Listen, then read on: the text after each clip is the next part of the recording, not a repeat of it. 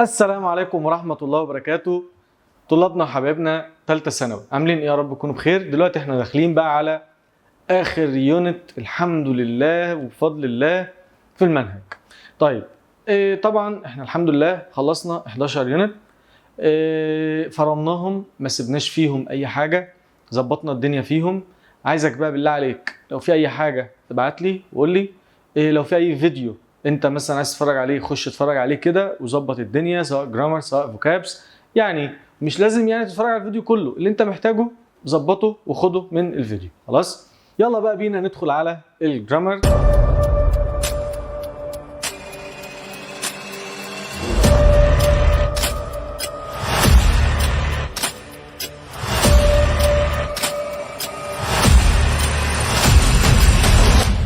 طبعا الجرامر انتوا عارفين الجرامر ده في اليونت دي بيتكلم على الدايركت والاندايركت. برضه شارحين اليونت دي، ما هتلاقي موجود عندك في الديسكربشن تحت، هحط لك اللينكس بتاعتها موجوده عندنا على الشانل لو انت عايز تدخل تتفرج عليها ايه بقى واحده واحده. احنا طبعا عارفين الشرح السريع بتاعنا الجميل. يلا بينا. بص كده، اولا طبعا الدايركت والاندايركت يا جماعه مباشر غير مباشر. يعني ايه مباشر يعني غير مباشر؟ بص الخلاصه، لو لقيت فيه علامات تنصيص الكوتيشن ماركس دي يبقى دي كده اسمها دايركت، بس ما فيش علامات تنصيص تبقى اسمها اندايركت، وخلص الحوار على كده. طيب طبعا عندي كام نوع للجمله؟ عندي 4 انواع. اولا كده بص كده الجملتين اللي قدامك دول هل هم دايركت ولا اندايركت؟ طبعا خلاص طالما في عندي علامات تنصيص تبقى دايركت. حلو كده، بس يبقى دي الخلاصه. حلو. طيب انا ممكن اجيبها بطريقتين. يعني ايه؟ يعني انا ممكن اقوم جاي حاطط لك هنا قدام حضرتك اهو، هنا اقوم جاي حاطط لك ايه؟ هحط لك هنا مثلا احمد ستو علي. دي كده جمله دايركت. حطيت لك احمد ستو علي، لو طبعا احنا عارفين ان كلمه ستو دي بتتقال لما يبقى في شخص بيكلم شخص. طب لو شخص واحد بس هو بيكلم، يعني لو احمد هنا هو بس اللي بيتكلم يبقى تقول لي احمد سد بس. تمام، وحط الكوما وافتح علامه التنصيص وكمل. لازم اول حرف في علامه التنصيص يبقى كابيتال. دي حاجات بقى ايه، حاجات مفروغ منها. برضو الرايتنج لازم تاخد بالك، حرف الاي بيبقى كابيتال. الكلام ده كله اي دوله لازم بيبقى كابيتال، عشان ساعات بيجيب الكلام ده في الرايتنج وكمان. طيب هنا بص بتحط علامه التنصيص وتحط الفول ستوب بقى في الاخر. خلاص بس كده. طيب عندي هنا طبعا لو انا عكست، لو حطيت التنصيص في الاول يبقى انت هتقول لي ايه اهو، افتح علامه التنصيص اي ويل جو تو اليكس تومورو. اقفل علامه التنصيص، ما تحطش هنا فول ستوب خالص. هتحط فول ستوب امتى؟ في الاخر بس. وحط هنا الكوما وقول سيد ايه علي فقط لا غير. تمام. طيب تعالى بص بقى، انا عندي كام نوع للجمله؟ متفقين عندي 4. اما ايه؟ خبريه، جمله خبريه اللي هي بتبقى فاعل وفاعل. انا بلعب، انا بشرح دلوقتي، بس دي جمله خبريه. جمله استفهاميه سؤال، والجمله الاستفهاميه عندنا بتنقسم اما سؤال بفعل مساعد وده هنقوله كمان شويه، تمام، او سؤال بايه؟ اداه استفهام اللي هو وات ووير ووين والكلام ده كله هنقوله كمان شويه. جمله امريه وطلبيه الاثنين يعتبروا زي بعض اصلا. تمام، اللي هو امر، اللي السؤال طبعا بسالك، الامر بقول لك ايه؟ ركز معايا، ما تتكلمش، ايه، ما ذاكر كويس، ما تهملش واجبك، ما تستسلمش، الكلام ده كله. او طلب ممكن تساعدني وهكذا. طيب بنحول بعد كده فعل القول اللي هو يا مستر اللي هنقوله دلوقتي. فعل القول اللي انا قلت لك عليه من شويه زي كلمه ايه؟ سد او ستو، وخلاص فهمنا الفرق. قلنا سد لو شخص واحد بس اللي بيتكلم، ستو لو شخص بيكلم شخص. يعني هنا في فاعل بس فقط لا غير، هنا في سبجكت اللي هو الفاعل وفي ايه بقى؟ اوبجكت اللي هو المفعول. بس بنحذف التنصيص بقى. مش احنا قلنا انا كده دلوقتي ايه بقى؟ دي مراحل تحويل الجمله من دايركت لاندايركت. يعني انت لما تحول الجمله من مباشر لغير مباشر قلت لك انت بتعمل ايه؟ بتشيل علامات التنصيص وتغير ما يلزم، اللي هو ايه بقى؟ بتقوم جاي مغير فعل القول، بتقوم جاي شايل علامه التنصيص اهو وتربط الجملتين. هنقول الكلام ده دلوقتي. بعد كده بتغير الضمائر الازمنه والظروف. طب يلا نجرب ونطبق على طول عشان ما نقعدش نتكلم كتير. بص اهو الجمله اللي قدام حضرتك دي، احمد ستو علي. افتح علامه الكوما الاول، حط الكوما، افتح علامه التنصيص اي ويل جو تو اليكس تومورو، في علامه التنصيص حط الفيل ايه؟ فول ستوب. حلو. انا عايز احول الجمله دي بقى من، هي الجمله الاول مباشر غير مباشر؟ مباشر. عايز احولها من مباشر لغير مباشر. هعمل ايه يا مستر؟ يلا يا معلم، اول حاجه لازم تعرف نوع الجمله ايه اللي هو في النص. I will go to Alex tomorrow. انا كاتبها لك اهو، دي طلعت معايا جمله خبريه، لان ده مش سؤال، ده مش امر، وده مش طلب، بس يبقى خبريه. طب هتفرق معايا طبعا. ليه بقى؟ لان انا دلوقتي رقم 2 هنحول فعل القول. بص يا معلم، هيجيبها لك في النقط، هيقوم جاي حاطط لك ايه؟ انا عندي اهو سد يا اما سد تو. لو انت لقيت سيد هتبقى سيد زي ما هي. طب لو لقينا السيد تو هتبقى تولد. طب مستر هو ايه الفرق؟ ما انا قلته لك اصلا، قلت لك ايه؟ ان السيد دي لو كان واحد بس هو اللي بيتكلم سبجكت بس فاعل. محمد قال ان هو مسافر، احمد قال ان هو جاي. طب هل محمد بيكلم حد؟ لا. احمد بيكلم حد؟ لا. يبقى ساعتها احط ايه في التحويل؟ هتحط سد فقط. اتفقنا؟ طب لو احمد بيكلم علي ساعتها سد دي، انا عندي هنا سد اهي، قال لك مش هتحط سد بس، امال احط يا مستر؟ هتبقى تولد. يعني هنا سد غلط بس يا معلم بس. تمام؟ يعني اقول لك ايه بقى اهو، يبقى احمد نقط علي. احنا كل ده خلي بالك بنتكلم في الخبريه، ماليش دعوه بالاستفهاميه ولا الامريه ولا الطلبيه. ليه يا مستر؟ لان الاثنين دول مش هيبقوا موجودين، بس الا ممكن في الامريه ممكن تولد تبقى موجوده في الجمله اللي بقى اللي هي ساعات في الامريه. تمام؟ بس طيب يبقى اقول لك ايه؟ يبقى احمد تولد اهو علي. حلو جميل، بس كده احمد تولد علي. ها متفقين؟ طب لو شلت علي يبقى تقول لاحمد سد بس. يبقى الخلاصه لو بعد النقط مفيش عندي هنا، لو بعد النقط مفيش مفعول ساعتها احط سد، لو في مفعول حط تولد. خلصت. بعد كده قال لك بنحذف التنصيص في الخبريه بس، اربط بحاجه اسمها ذات ويمكن حذفها. يعني ممكن احطها ممكن لا. يعني اقول لك ايه؟ احمد تولد علي ذات، ممكن اشيل ذات. وبعد كده من غير الضماير بقى. ما هو انت عارف ايه هو مستر، هو ليه بغير؟ ليه بحول الكلام ده كله؟ هقول لك ببساطه شديده. لما انا اجي اقول لك دلوقتي ايه يا فلان، انت دلوقتي قاعد بتتفرج عليا اهو، فاقول لك ايه؟ هقول لك المستر اهو بيقول، انا بقول يا جماعه انا بشرح. حلو جميل، انا بشرح دلوقتي، انا بشرح دلوقتي. حلو.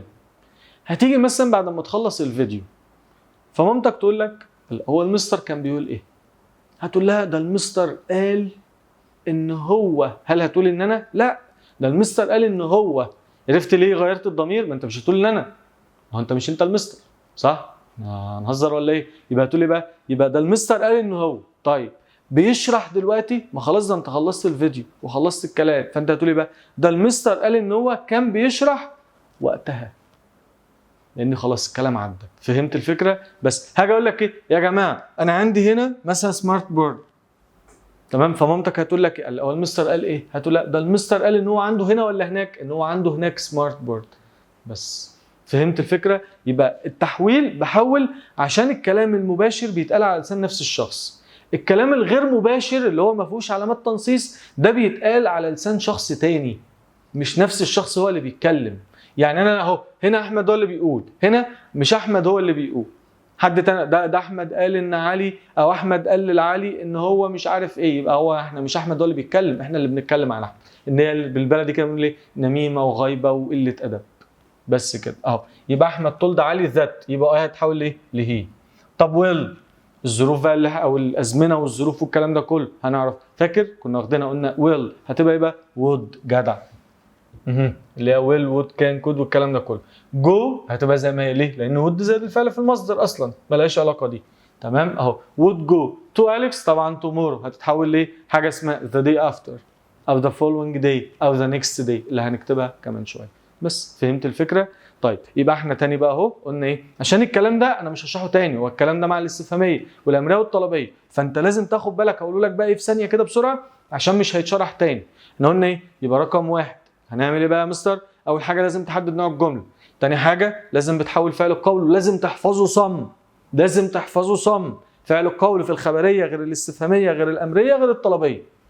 اتفقنا كده؟ وفي افعال كتير احنا حطينا السيد وتولد، انا ممكن استخدم حاجات تانية هكملها لك دلوقتي، زي مثلا explain، زي مثلا ايه؟ مثلا suggested، recommended، الكلمات دي كلها. حلو. في الخبريه فقط تربط بالذات ويمكن حذفها. طب يلا نكمل. بعد كده الازمنه كل من مضارعه الماضي.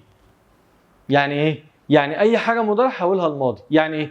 اي حاجه اقول لك مضارع شيل المضارع وحط ماضي. مضارع بسيط هيبقى ماضي بسيط. بس لازم تراجع الازمنه بقى، لازم تراجع الازمنه. الورقه اهي، الورقه دي مهمه جدا، الورقه دي مهمه جدا. خلاص بالله عليك. طيب احنا قلنا ايه اهو؟ مضارع بسيط ماضي بسيط. يعني انا لو عندي الفعل فيه اس او مصدر زي جوز او جو هتبقى went بس. ما هو ماضي بسيط فاكر مضارع بسيط اسم مفرد مصدر مع الجمع. الباست سمبل اللي هو دي منتظم شاذ زي ما هو. ارجع بقى ليونت 1. تمام. ويونت 2 يونت 3 مضارع مستمر ام was or verb ing هيتحول ل was or verb ing بس. طب انا عايز اسالك سؤال عشان هو ده المشكله بتاعتنا. سؤال بقى، شايف انت كده عندك حتتين شمال ويمين صح؟ اللي على الشمال ده متحول ولا مش متحول؟ الله ينور عليك، ده كده لسه مش متحول اهو، مش متحول بس. طب اللي على اليمين هيبقى متحول اهو. حلو. طب اللي على الشمال ده كده هيبقى في الدايركت ولا في الاندايركت؟ قال لك ده كده في الدايركت اهو، في المباشر. طب اللي على اليمين هيبقى خلاص متحول، فالمتحول هيبقى اندايركت بس.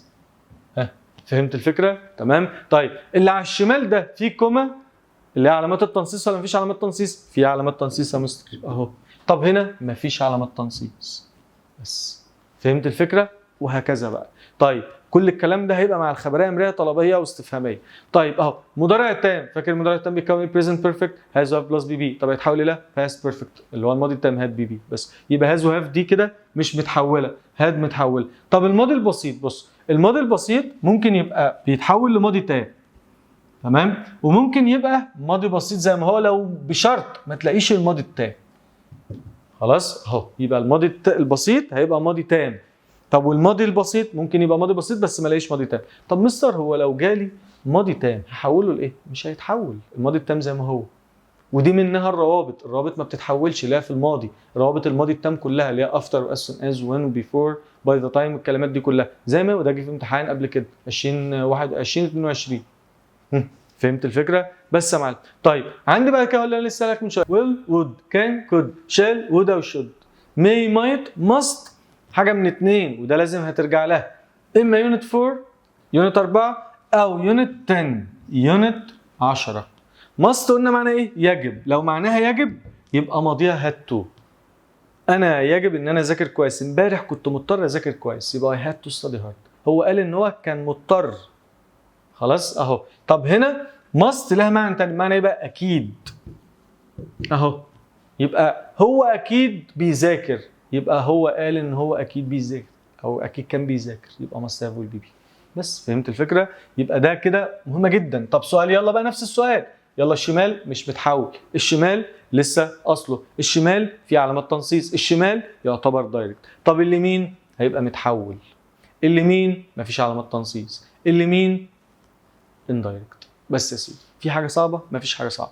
طيب بعد كده تعالى اهو شويه حل بسرعه كده عشان تبقى انت برضو ايه فاهم الدنيا ماشيه معاك ازاي. بص هي نقط، هي لسه قايل لك من شويه، لو انا لقيت بعد النقط في هي دي عباره عن ايه؟ ضمير فاعل ولا مفعول؟ ضمير فاعل. لو لقيت بعد النقط في ضمير فاعل، ايه يا مستر ضمير الفاعل؟ الاي والهي والشي والات والوي واليو والذي، حط قبل النقط اوعى تختار تولد. تولد ما يجيش بعدها ضمير فاعل ابدا ابدا، مستحيل. اتفقنا كده؟ يبقى مستحيل اخد تولد. حلو. طب دي جمله نوعها ايه؟ دي هقول لك دي جمله خبريه.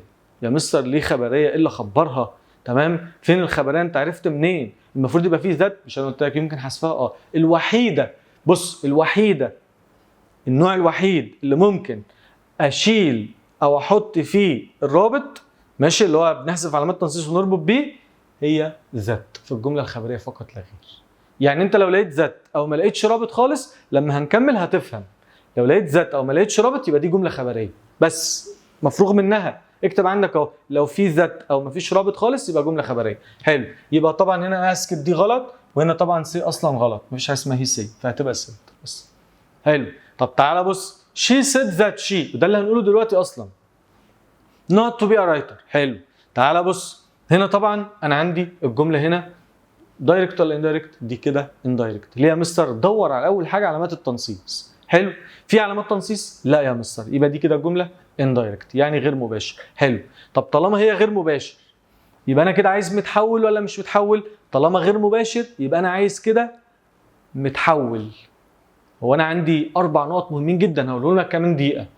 في 4 نقط هقولهم لك كمان دقيقه بالظبط. خلاص؟ دي النقطه الاولى منهم، دي اللي انا همشي معاك بيها. يبقى تاني، يبقى رقم 1 ما عنديش هنا، يبقى ما عنديش علامات تنصيص، يبقى انا عايز متحول. اذا شي في حاجه اسمها شي وونت اصلا غلط. طب she is wanting دي مش موجوده عندي، عارف ليه؟ فاكر؟ انت فاكر عشان want ما تجيش في الاستمراريه، ما عنديش حاجه اسمها is wanting. اذا wants او wanted. طب هنا دي كده indirect، يبقى دي كده ماشي خلاص اتحولت، يبقى متحوله، يبقى عايز طبعا ايه؟ wanted، بس عشان انا عايز ماضي بس. وهقول لك طبعا انت هتفهمها اكتر في النقطه الجايه، مش دي، في الشرح الجاي اللي بعدها على طول كمان دقيقتين بالظبط. طب she said that her mother نفس الفكره، في علامات تنصيص؟ لا. يبقى هنا الجمله طبعا يبقى indirect، اللي هي ايه بقى؟ اللي هي يعني ايه يا مستر indirect؟ يعني خلاص غير مباشر. حلو. طيب طالما هي غير مباشر يبقى انا كده انا هعمل ايه يا مستر؟ يبقى انا طبعا هنا خلاص عايز متحول. طب يلا نستبعد. طب انا she said mother، المذر الام دي مفرد ولا جمع؟ مفرد، يبقى هتاخد help؟ لا. المذر هتاخد helping؟ لا مش هتنفع. اذا helps او was helping. طب انا عايزها متحوله، يبقى متحول، يبقى الزمن متحول، يبقى was helping، لان دي مضارع، دي present simple، ودي ماضي، دي past continuous، ماضي مستمر، مضارع بسيط وماضي مستمر، يبقى انا هاخد الماضي. نفس الفكره، يلا اهو نفس الفكره. هنا قال لك ايه؟ she said they not their friends the following. ها متحول، هنا دي دايركت ولا indirect؟ يبقى يا مستر دي indirect غير مباشر. بتحول ولا مش بتحول؟ دي كده مالها بقى يا مستر؟ دي كده بقت متحوله. حلو. طب انا متحوله يا مستر، يبقى they. هل ميت دي مضارع يا مستر؟ يبقى مش عايزها. طب ود معايا متحول، ار دي مضارع مش عايزها. ميتس مفيش حاجه اسمها ذي ميتس اصلا، بس يبقى كده هتبقى وود ميت. فهمت الفكره يا معلم؟ بس يبقى دي كده انا هقول لك 4 نقط، انا عايزك بس ركز معايا بالله عليك. بص شي نوت ذات شي طيب انا عندي هنا ذات شي، مفيش فاعل، مفيش اصلا مفعول. طالما النقط مفيش بعدها مفعول او في ذات وفاعل اصلا اهو اصلا خلاص تمام، يبقى انا اللي يحصل تولد مستحيل اخدها. ايه ده يا مستر انت ما قلتليش الثلاثه دول؟ مش عندي، يبقى انت لازم تحفظ بقى. ترجم معايا. وندر دي يعني يتساءل، هناخدها كمان دقيقتين بالظبط، اللي هي ايه؟ دي في الجمله الاستفهاميه يتساءل. طب ما دي جمله خبريه اصلا عشان عندي ذات، يبقى دي غلط. طب اوردر دي يعني ايه؟ اللي هو طلب او امر زيك كده تمام. اوردر دي اللي يبقى دي كده جمله امريه تمام، يبقى برضو غلط. فانا هاخد ايه؟ كومبلين. فاكر يعني كلمه كومبلين؟ لو بيشتكي، يبقى هي اشتكت ان هي استنت اكتر من ساعه. فهمت؟ يبقى مش لازم تلاقي سيد وتولد. طب اللي بعدها شي ريفيوزد، كده دي يونت 5. ريفيوزد بعدها تول مصدر على طول بس تمام. او ممكن احط ذات وفاعل متحول، يبقى شي ريفيوزد ذات شي تمام كده مثلا would lend me the money بس، يبقى هي نفس الكلام اهو. denied ممكن احط ايه؟ verb ing على طول، هو مش ممكن اهو، يبقى هنا طبعا forging. او احط بعدها ذات، يبقى he denied هو انكر ذات ماشيه دي ذات he خلاص كده had مثلا forging the sheik، يبقى دي صح ودي صح بس. فهمنا الفكره؟ فهمنا الفكره. يلا بقى ندخل على الادفيربس اللي هي مين؟ اللي هي الظروف. طيب مين يا مستر الظروف؟ اللي هي ناو. طبعا دي حفظ صم يا جماعه. يا جماعه بصوا اقولها لك غالبا اهو. now then today that day tonight that night here there this that these those ago before بس لازم تحفظها. طب الحاجه المفروغه منها يلا ها، الشمال متحول مش متحول؟ يبقى ده كده مش متحول زي ما احنا متفقين اهو، مش متحول تمام اهو. يعني ايه يا مستر؟ يعني دايركت ولا اندايركت؟ يعني دايركت يا مستر بس. طب اليمين متحول، يعني ايه يا مستر؟ يعني اندايركت بس كده. فهمت الفكره؟ بس يبقى now then today that day tonight that night here there this that these those ago before.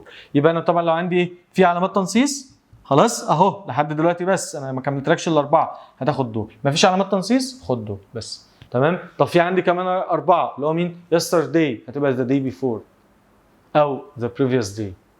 طب عندي عكس yesterday tomorrow تبقى ايه؟ the day after او the following day او the next day بس خلاص. طيب last week نفس فكره yesterday، شيل كلمه week حط year حط month حط اي فتره زمنيه، هتقوم جاي شايل هنا برضو نفس الكلام وتحط الفتره الزمنيه بتاعتك. يبقى هتبقى ايه؟ the year مثلا before او the previous year او week ايا كان. هنا the week after حطيت اي حاجه زفت مثلا اهو تمام على دماغي اللي ما بيذاكرش، فاجي اقول لك ايه؟ the مثلا زفت افتر بس، او the following او the following يبقى مثلا هنا زفت خلاص وهكذا. طيب في بقى معلومه مهمه جدا انا عايزك تحفظها لي صم. ايه المعلومه؟ انا لو لقيت then باخد معاها ماضي مستمر، ما هي دي متحوله سهل على نفسك، يبقى هاخد ايه؟ was aware verb ing بس. اكتب يلا عندك اهو، لو لقيت then ناخد ماضي مستمر was a verb by ing. طيب لو انا لقيت ذا اي مده سواء day after اي حاجه ماشي اي مده مثلا day week month الكلام ده كله مع كلمه before او the previous حط معاها had will be ماضي تام اهو بس خلاص. طيب مستر انا لو لقيت after او the following او the next هاخد معاها اي زمن غالبا بيبقى would غالبا would زائد المصدر او اي زمن ما عدا had will be. يعني فاكر انت بقى هترجع ليونت كام؟ ليونت 3 اللي هي ازمنه المستقبل. كان عندنا 6 ازمنه صح؟ اللي هم ايه؟ اللي هي مثلا will والمصدر وبعد كده عندي am was are going to كل ده هتحوله will هتبقى would والمصدر هتاخد would والمصدر am was are going to هتبقى was were going to. فهمت الفكره؟ كان عندي مضارع ايه؟ مستمر present continuous am was are verb by ing. انا ممكن اخد was were verb by ing هنا عادي او ممكن اخد ماضي بسيط اللي هو كان الماضي من المضارع البسيط او ممكن اخد ايه would be والverb by ing اللي هو المستقبل المستمر كان من will be verb by ing. فاهم الفكره؟ او will have will be هتتحول تبقى would have will be بس ما عدا خد اي حاجه من دول ما عدا ماضي تام ما عدا had will be بس اهو. يبقى انت لو لقيت after او the following او the next حط اي زمن في الماضي ما عدا حط would حط could حط should حط might تمام بس ما تحطليش had والايه والتصريف الثالث اللي هو الماضي التام. نفس الفكره مع دول. حد عنده مشكله؟ بس كده. طيب احمد سيدته علي I will go to Alex tomorrow يبقى التحويل بتاعها احنا قلنا اصلا من شويه احمد told علي that he would go to Alex the day after او مثلا the following day او the next day بس. طيب دي بقى مهمه جدا جدا انا عايزك تكتبهم معايا بالله عليك الاربع نقط دول اللي هو ايه؟ قال لك مش انا لسه قايل لك من شويه لو انت عندك علامات تنصيص تمام هتحول ولا مش هتحول؟ مش هتحول. ليه؟ لان خلاص الجمله كان اصلها اصلا هي ده اصل الجمله دايركت يبقى الشخص هو اللي بيتكلم كده احنا متفقين صح؟ لو في علامات تنصيص يبقى مش هتحول. ايوه يا مستر حلو. في بقى 4 نقط مش هحول فيهم لا زمن ولا ظرف. متفقين كده؟ يبقى 4 نقط مش هحول لا زمن ولا ظرف. يعني لو عندي مضارع بسيط فانا هاخد مضارع بسيط مش هاخد ماضي بسيط. لو عندي will مش انا كنت بقول لك ايه will بتبقى would هاخد will مش هاخد would هاخد كان مش هاخد. فهمت الفكره؟ تاني في عندي 4 نقط لو لقيتهم ما تاخدش متحول خد اصل الزمن اللي هم ايه؟ اول واحده خلاص قلناها في علامات تنصيص يعني ساره ست رنا تمام. طبعا هنا في غلطه رنا المفروض تبقى كابيتال الار كابيتال اهو I not studying now حلو في علامات تنصيص صح؟ يبقى ايه؟ وعندي ناو انا ما حولتش ناو اصلا تمام اهو يبقى انا مش هحول مش لا زمن ولا ظرف حلو يبقى ساعتها هاخد ايه؟ اي دي مش هاخد ماضي بقى ما هو مضارع مستمر يبقى اي ام بس. لو لقيت انت لو خدت بالك اصلا من شويه انا كنت بقول لك ايه said صح؟ told asked مثلا complained. بص بقى لو فعل القول بتاعك ده طلع مضارع يعني هتلاقي say مش said says tells explain explains complain complains suggest اي فعل قول مضارع ساعتها هتلاقي مثلا do او does لو ممكن يبقى في السؤال وهنقولها كمان شويه الكلام ده كله تمام. ساعتها اختار برضو مش بتحول يعني تامر explains that he not travel tomorrow. بص اللي حصل لا زمن ولا ظرف انا ما حولتش ده خلاص يبقى بالتالي برضو مش هحول ايه اللي هنا اللي موجود هنا. طبعا هاد اصلا متحوله might متحوله وكود هتبقى مي بس. يبقى كده ايه ال4 نقط دول بتاخد فيهم شمال بتمشي فيهم شمال اللي هو ايه بقى اللي كان will كان may shall الكلام ده كله must كل ده خلاص. طيب عندي برضو لو الجمله حقيقه ثابته فاكت يعني لو جيت قلت لك مثلا الشمس بتطلع من الشرق صح؟ فاجي اقول لك ايه ده هو قال لي ان الشمس بتطلع من الشرق بس اكيد ما مش هحول هينفع اقول لك ايه هو قال لي ان الشمس كانت بتطلع من الشرق لا. فطبعا هنا مش هحول حتى لو ما فيش خلي بالك هو ما فيش علامات تنصيص خلي بالك. يبقى انت لازم كل جمله دايركت واندايركت لازم تطبق ال4 نقط لازم ما فيش مفر.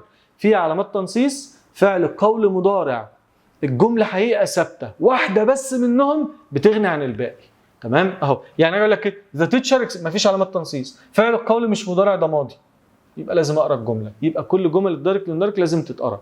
فهقول لك اهو المدرس قال ان المعادن بتتمدد بالحراره ايوه دي حقيقه ثابته فاكت، يبقى طالما هنا ده مضارع بسيط بس، يبقى طالما هنا المعادل دي جمع يبقى هاخد اكسباند بس. معايا مضارع بسيط، خلي بالك اكسباند ده مضارع مش ماضي، الماضي منه اكسباندد.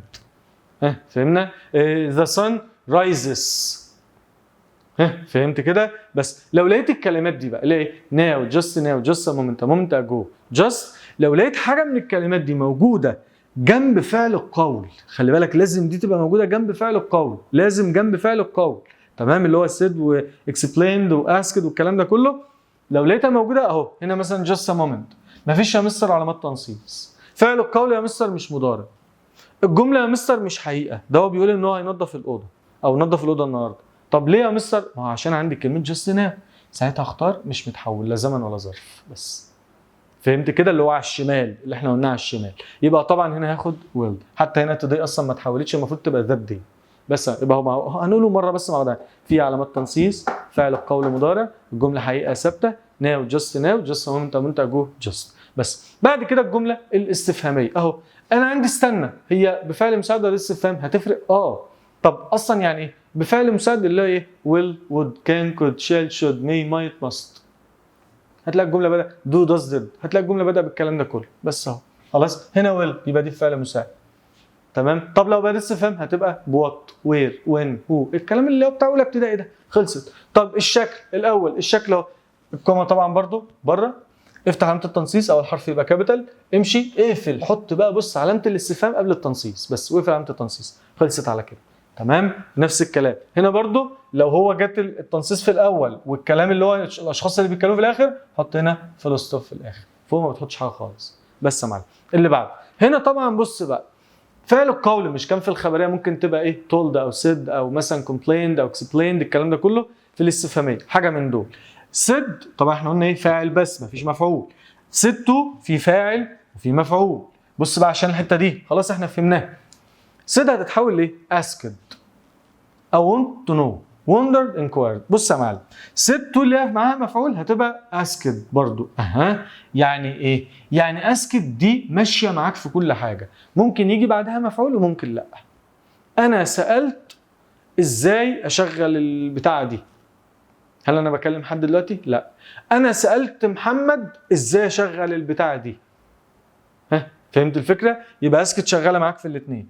لكن wanted to know wondered بالاو مش بالاي، عشان ده بيجي هنشوفها كمان شويه بالاو wondered inquired، الثلاثه دول لا ياتي بعدهم مفعول اهو، لا مفعول بعدهم، لا مفعول بعدهم بس. مهمه خلاص مش هنقول بقى تاني اكتر من كده. اللي بعد كده عندي، طب مستر انت قلت لي فعل مساعد مره واداه استفهام، في فرق طبعا. قال لك ايه؟ لو بفعل مساعد اربط باف او وذر، وذر دي لو لقيت كلمه اور نوت اهو، لو انا لقيت كلمه اور نوت الاول تمام اهو حط وذر اور نوت بس. يعني لو خيرك، لو حط لك في الجمله اف وذر وحط لك كلمه اور نوت حط وذر، طب لو ما لقيتش وذر حط اف بس. خلي بالك برضو وذر دي سواء او لو غير وذر الثانيه، انا مش عايزها اللي هي الطقس، انا مش عايز الطقس. الكلام ده يا جماعه والله كله بيجي في الاسئله، بيجي في اللي تشوز كله، تمام؟ انا بقول لك اهو. طب لو بأداة استفهام نفس الاستفهام، يعني بوات اور بوات، بوير اور بوير، وين اور بوين، نفسها بس نفس اداه الاستفهام. في حاجه صعبه؟ بعد كده نغير الضمائر الازمنه والظروف اللي احنا قلناها اصلا خلاص من شويه شرحناها. يلا ندخل على الحل على طول اهو. I asked what. في بقى معلومه في غايه الاهميه لازم تاخد بالك منها. بص لو انا لقيت، طبعا انت كده هتلاقي اف، انا قلت لك مش هينفع احذفها لو طلعت معاك جمله استفهاميه او جمله طلبيه برضو، ما ممكن الطلبيه على فكره ممكن تمشي معاها اف او وذر. ركز او بص بقى، او اي اداه استفهام او اي اداه استفهام مهمه قوي يا جماعه، دي مهمه جدا. اكتب عندك يلا زي مثلا ايه وات او وير، ايا كان بقى استفهام. طيب لو انا عندي اداه استفهام هي دي اللي بتلخبط، كل دول لو في عندك علامات تنصيص مع اداه الاستفهام اعمل السؤال العادي بتاعك اللي هو فعل مساعد فعل في اثبات الجمله. طب لو انا ما عنديش علامات تنصيص اهو، بص اهو مفيش علامات تنصيص، يعني ايه يا مستر؟ يعني كده الجمله اندايركت. يعني ايه يا مستر؟ يعني الجمله متحوله اهو اصلا خلاص، يعني الجمله غير مباشر. طيب حلو، طالما غير مباشر لازم احط هنا فاعل ثم فاعل بس. يعني ايه؟ يعني بص، لو جيت قلت لك مثلا علي سد، تمام، وحطيت لك علامه تنصيص اهو، علي سد حطيت علامه تنصيص، جميل. طيب ايه اللي هيحصل؟ هقوم انا حاطط لك هنا مثلا وات، هنا بقى هتحط فاعل وفاعل ولا فاعل وفاعل؟ هنا هحط فعل وفاعل، فعل مساعد فاعل. يعني اقول له ايه؟ وات مثلا ار يو doing، اللي هو السؤال العادي خالص. ليه يا مستر؟ عشان انا عندي علامات تنصيص. يبقى لو في علامات تنصيص اعمل سؤال بتاع اولى ابتدائي اللي هو اداه استفهام، فعل مساعد فاعل، فعل اساسي، بقيه الجمله علامه الاستفهام. طيب ولكن بقى يا معلم لو جيت قلت لك علي asked وما حطيتلكش هنا علامات تنصيص وحطيت ايه؟ وات على طول، هل ينفع احط فعل مساعد فاعل؟ لا، الكلام ده غلط. امال هقول له ايه بقى؟ وات، يبقى مثلا هنا لازم الفاعل الاول، لازم الفاعل. وات مثلا he is او was بقى عشان تبقى متحوله what he was doing بس، وفي الاخر فول ستوب بس. فهمت الفكره؟ بالله عليك مهمه قوي دي ودي، جملتين دول في علامات تنصيص يبقى ده يبقى السؤال عادي، مفيش علامات تنصيص يبقى احط فاعل وفاعل بس. يبقى اسكت وات في علامات تنصيص هنا؟ لا، يبقى لازم احط فاعل وفاعل. اذا كده do you intend دي غلط، did you intend دي غلط اصلا. طب يا مستر الجمله في متحوله ولا مش متحوله؟ لازم اطبق الاربع نقط اللي هم ايه بقى؟ لازم بقى خلاص بقى كده مفروغ منه، في علامات تنصيص فعل القول مضارع، الجمله حقيقه ثابته، ناوي جاست، ناوي جاست، ممتع جو جاست، مفيش ولا واحده في دول، يبقى اوتوماتيك. هنا هختار ايه؟ متحول، يبقى يو انتندد بس، لان دي مضارع دي ماضي. طب اللي بعدها هي وانت تو نو اف، مفيش علامات تنصيص يبقى فاعل وفاعل، اذا ديد هي جو دي غلط، تمام. هنا داز هي جو غلط، مفيش اصلا حاجه اسمها هي جو، اسمها هي جوز اصلا، والجمله متحوله مفيش الا اربع نقط، يبقى هنا هتبقى دي هتبقى هي وانت بس. فهمت الفكره؟ بس اخر نقطه الجمله الامريه. طبعا الامريه اهو هنا work hard، الامريه اصلا بص لو في علامات تنصيص دي بقى انا لازم تركز فيها، نفس الاستفهاميه، هي الخبريه هي اللي هبله، انما الجمله الاستفهاميه فيها علامات تنصيص بتفرق معايا في شكل الجمله نفسه، يعني فاعل وفاعل، تمام. وده لو ما فيش علامات تنصيص، لو في علامات تنصيص يبقى فعل مساعد فاعل في صفه الجمله واداه استفهام في الاول. حلو. الامريه بقى لو في علامات تنصيص فانت بتحط حاجه من اربعه، اما ايه؟ اما فعل في المصدر، او done او مصدر، او always، او done او never والمصدر، او ممكن احط مثلا ممكن كمان كلمه بليز. يعني اقول لك ايه؟ ممكن احط مثلا علامه التنصيص، تمام. احمد ست علي، افتح علامه التنصيص اهو work hard اعمل بجد، او always work hard دايما اعمل بجد. هو كده كده الفعل لازم يبقى في المصدر بس، ما تحطش لا تو ولا نوت تو ولا الكلام ده كله. او don't، ودونت فقط يا جماعه. انا ساعات بلاقي ناس بتختار بيبقى فيه علامات تنصيص تختار doesn't او didn't في اول الجمله، غلط. الامر يا اخوانا هم اربعه بس مفيش غيرهم، اللي هو ايه؟ مصدر، مصدر، او don't، مفيش doesn't ولا didn't بس. او always او never، او never ممكن احط never برضو بس كده، زائد المصدر برضو مثلا اهو never work مثلا carelessly، اي حاجه. فهمت الفكره؟ ده في حاله في علامات تنصيص. طب انا عشان احول بقى مفيش علامات تنصيص وطلع الجمله امريه، هتربط بحاجه من اتنين، يا تو يا نوت تو بس كده. فهمت الفكره؟ ادي خلصت على كده. طب فعل القول قال لك ايه؟ يبقى told يعني ايه بقى؟ يبقى اخبر اهو. asked سال، advised نصح، recommended وصى. وخلي بالك اللي خدناها في يونت 4 recommended، وهتيجي في التشوز كمان شويه. encourage تشجع، نفس الكلام الكلمتين دول، وكان معاها كلمه اسمها it's important وكلمه اسمها urge اللي هو يشجع ويحث. persuaded اقنع، ordered امر او طلب، begged توسل، warned حذر، تمام. threatened هدد. وطبعا الاثنين دول غالبا بيجي معاهم الاثنين دول، تمام. not to بيجي بعدهم المفعول الاول طبعا، ما ننساش المفعول. بعد كده ايه؟ not to زائد المصدر.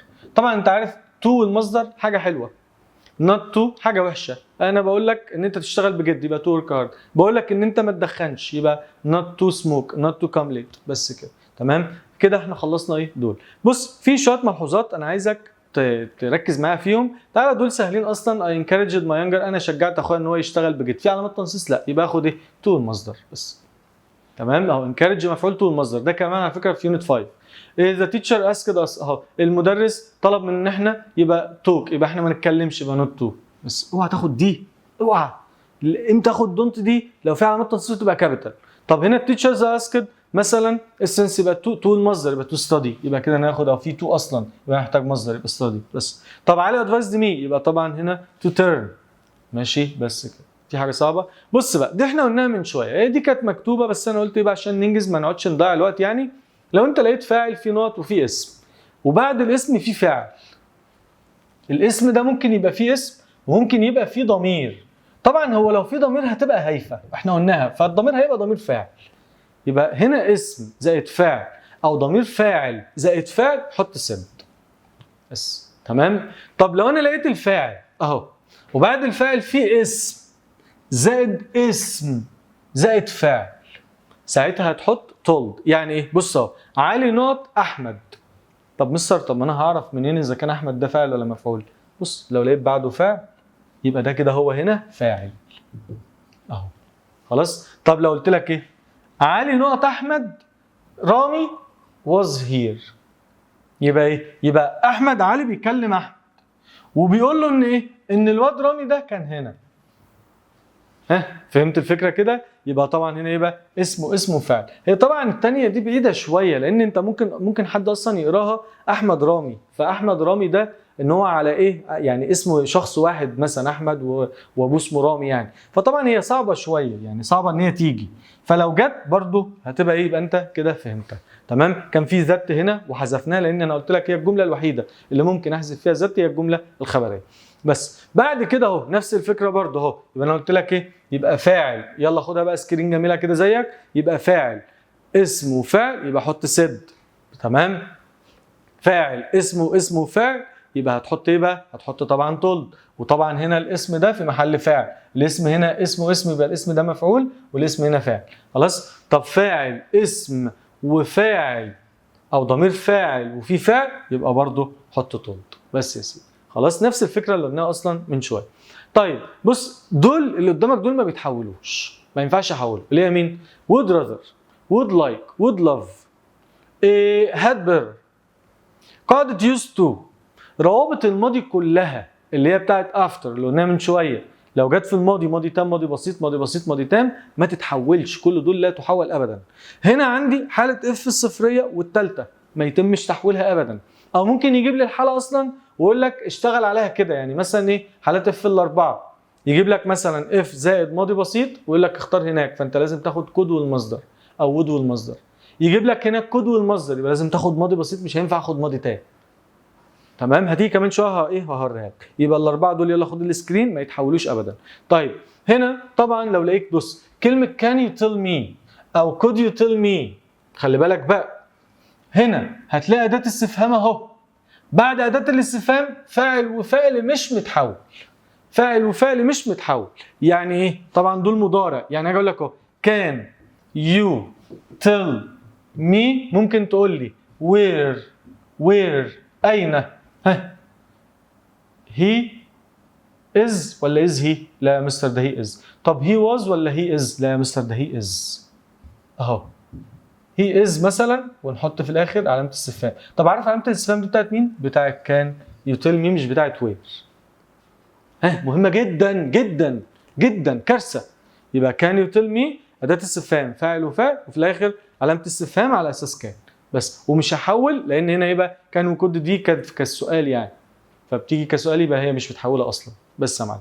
طيب suggest و recommend، فاكر دول لما قلنا ايه؟ suggest recommend it's important. كلمه urge بنحط بعديها ذات وفاعل، حط مصدر ما تحولش. تمام. دي واخدينها في يونت 4 انا براجعها لك بسرعه كده.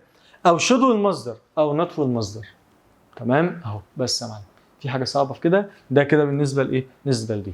طيب هنا طبعا عندي دي احنا اصلا خلاص قلناها اللي هي بتاعت بقى لو في علامات تنصيص حط اهو وات اي اداه استفهام مثلا، فعل مساعد فاعل اساسي بقيه الجمله وفي الاخر علامه الاستفهام.